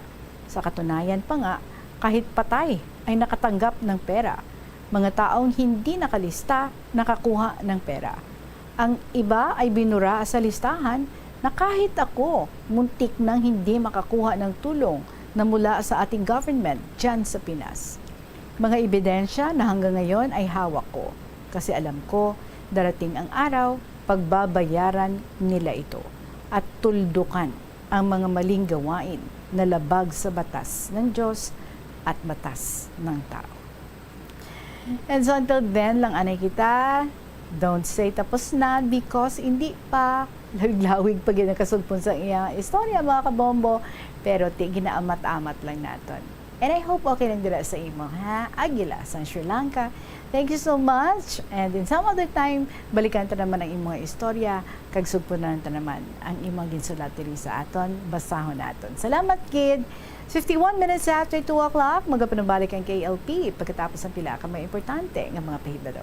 Kadungan sang pagtigulang, nagataas man ang risgo sang vitamin deficiencies nga nagatugas sang physical kag emotional changes. Santo sa isa ka scientific study, ang B vitamins ang importante agod nga mag-function ang body cells nga nagabulig sa metabolism, paghimo sang bago nga blood cells kag nagabulig sa pag-maintain sang healthy skin cells, brain cells kag body tissues. Magluwa sa supplements, lakip sa mga pagkaon nga bastante sa vitamins sa moang karne, whole grains, prutas, gatas, cheese kag mga ulutanon. Mga kabombo nga motorista, yari ang mga pamaagi agud makatipid ka sa gatong. Ipasiguro nga yara permi sa maayong nga kondisyon ang imo salakyan. Check yara ang imo nga goma kag siguraduha nga yara sa husto nga tire pressure. Likawan nga naka-idle ang makina sang imo salakyan bangod nagakonsumo ini sang gatong. Buksi ang bintana sang imo salakyan kag magamit lamang sang aircon kung kinahanglan. Kag pakamaayuha nga mag-commute na lang o kung maglakat-lakat kung malapit man lang ang imo kadtuan. Likawan ang aggressive driving kag padalaga ang imo salakyan sa husto lamang nga kadasigon. Paano ipabilin nga matinlo ang ginakaon nga mga prutas kag utan? Dapat nga regular ang paghugas ng kamot nga may habon sa sulod sang 20 segundos bag-o kag pagkatapos mag-uyat sang anuman nga butang. Hugasan sa maayo mga prutas kag utan gamit ang tubig bago ini kaunon o kun isimpon sa ginaluto nga pagkaon. Likawan nga maggamit sang habon o kun bleach o kun anuman nga kemikal sa paghugas sa mga ini. Lutuon sa maayo ang mga utan agud mapatay ang mga mikrobyo nga nagatapik diri. Kung ikaw may ubo o kung sipon, mas maayo nga itugyan na lang sa iban nga miyembro sang pamilya ang paghanda sang pagkaon agud malikawan ang cross-contamination. Ini nga pahanumdom ang ginadulong sa imo sang the #1 and most trusted radio network in the country, Bombo Radio Philippines. Basta Radio Bombo! Yari ang masunod nga mga energy safety tips agud maging safe ang tanan. Sa tion sang bagyo, Kung may anunsyo na nga storm warning, mag-charge na sa mga cellphone, emergency light, kagiban pa nga mga device, bangod mahimo nga madula ang kuryente. Likawan ang paggamit sa mga appliances kung may bagyo. Sa pagpamati sang balita, mas maayo nga magamit sang battery nga radio. Kung ginalauman ang pagbaha sa inyong lugar, mas maayo nga i-off gilayon ang main switch kag circuit breaker. Agod malikawan ang disgrasya kag pagkaguba sini. Magtipid sa paggamit sang kuryente, pinaagi sa mga masunod. Maggamit sa mga energy-efficient nga bumbilya, kaangay sang compact fluorescent bulbs ukon LED lights, imbis nga incandescent bulbs. Patsyo ng mga suga nga wala ginagamit. Tingbon ang mga bayo sa pagpamlansya. Himuon ang pagpamlansya isa lamang kabes sa isa ka semana. Buksan ang inyo bintana, agud makasunod ang preska nga hangin kag silak sang adlaw sa sulod sang balay, agud malimitahan ang paggamit sang electric fan kag suga. Ang pinakadumaan na nga international business organization sa Pilipinas, amo ang Iloilo International Chamber of Commerce nga gintukod sang Ilonggo nga si Don Esteban de la Rama sadtong 1924. Si De La Rama nagserbi nga general sang panahon sang Philippine Revolution kag nangin senador sang pungsod halin sang 1941 tubtob 1947. Sang 1923, gintukod ni De La Rama ang Panay Electric Company. Magluwas sa interes sa industriya sang kalamay kag kuryente, gintukod man sang ila kompanya ang De La Rama Steamship Company Incorporated sa Iloilo nga mo ang nagbiyahe sa Iloilo kag Negros. Ang duwa sini ka barko nga Don Esteban kag Don Isidro ang ginpasad pa sang Frederick Krupp Germania Shipyard sa Kiel sa 1939 kag gingamit bilang troop transport para sa US Armed Forces sa Pacific Theater sang World War II. Masami bala nga nagabiring ang imutiil? Suno kay Dr. John Hubert Pua, isa ka orthopedic surgeon, masami nga mabatyagan ang cramps sa idalom nga parte sang lawas. Apang mas delikado kung masami mo ining mabatyagan sa ibabaw nga parte sang imo lawas, kaangay sang kamot, bangod posible ini nga palatandaan sang mas malala nga balatian, kaangay sang sakit sa dagipusoon, diabetes. Story is from Inbi, sang probinsya, sang Iloilo. Dearest Tita Regine. Hi, mga classmates ko sa KLP, all staff and members of Bombo Radio Philippines, sa imutita. A blessed afternoon. My friends, aton karon pamatian ang inagyan ni Karen sa pag-antos gikan sang 5 pa lang siya katuig nga nailo na sa tatay. Aga pa siya nagalukdo sang utanon, ilibod sa baryo kag ang benta ginabakal niya sang bugas kag uga. Pagpito niya katuig, ginpa-eskwela siya sang iya nanay, kag ang sunod ka na, amo ang nagbulos libod sa mga utanon. Samtang si Nanay Nanda, nagapananom sa mga utanon, kag nagasagod, mga Bisaya nga manok. Tapos ni Karen sa grade 6, may tao nga gusto mga sawa ka na. Hindi siya magsugot, kay maeskwela pa. Nagpasalig ang tao nga siya na ang magpaeskwela, kagin pabanaan dulang ni nanay na. Sa pagdahom nga makaguruginhawa, pero tuya pa nagdugang ang iya pag-antos, kay nagdoremi ang mga anak nila, kagwaay siya kapadayon eskwela. Si Karen mabuot, mapisan kag may dako nga pagtuo sa Dios. Nagahibi lang kun hubog iya bana. Kun hambala na nga untatan di nga bisyo, way managapamati, kag mahimo pa nila nga kaawayon. Daan gapamanday man iya bana, pero ang kita kulang pa, kay nagapatad permi sa daily double. Madaog it ka isa, mapirday it kapulo, why not? Antos lang gihapon ang pamilya. Naghinulsol si Karen, nagahibi, dara ang pagbasol kay nanay na. Nagapamangkot kay Lord kung saan upa siya makapahuway sa pag-antos. Gusto na siya mamatay para makapahuway, pero narealizar niya nga sala ang magtuloy. Gani na ngayo siya pasaylo sa aton mahal nga Diyos, kag nangamuyo nga mabuligan siya. Apisar na ginulsol na siya, nangayo patawad sang sala niya, pero nadisgrasya gid ang iyabana sa pamandayan. Nahulog halin sa panalgan ka building, kag nagtupa sa semento. Gintabangan sa mga upod sini, gindaradayon sa hospital, pero dead on arrival. Nagkasubo si Karen sa natabo. Patay na ang iyabana. Ginpatigayon sa tag-iya sang building, Ang pagpalubong, kaginhatag kay Karen ang insurance kay benefits niya sa 7 ka tuig nila nga pag-upod, 5 gid kabilog ila mga anak. Nagaproblema siya kung paano niya buhion ini nga mga kabataan. Ang nadawat nga kwarta, iyaging kapital patindog sang gamay nga tiyangge para mapakaon kag mapaeskwela ang mga kabataan. Doble ang pagkayod ni Karen. Nagagarden kag nagasagod sa mga kasapatan. Antos lang gihapon, maskin tama gid kakulang ang ila kita. Nagbinuligay sila nga mga bata. Mabuot kag mapisan sila pagpanglimpyo sa balay sa mga kasilingan. Nagapanghilamon sa uma kag nagabulig pang laba kay nanay nila. Gani gid patapos anay ang subang sa high school, ginpauntat sa 2 ka tuig ang nagasunod amo man ang ika-3, ika-4 kag ika-5. Hasta tanan sila nakatapos sa high school. Well, until here lang kita. Wow! Buwasta naman ini masugbunan ang sulat diri sa ato ni NB. So, dapat tutukid tomorrow. Aragid ka mo mga kabombo. Ano ang nanging ending? So, sining istorya ni Karen nga gina-relate diri sa aton ni NB sa probinsya sang Iloilo. Mga kabombo, maladamo yung salamat sa inyo nga oras, sa inyo nga mga istorya. Sa liwat, i-email na sa bombo_iloilo@bomboradio.info or ipadala ninyo kung ginsulat nyo, ipadala sa kahapon lamang program DYFM, Bombo Radio, Iloilo, Sky City Tower, Mapa Street, Iloilo City.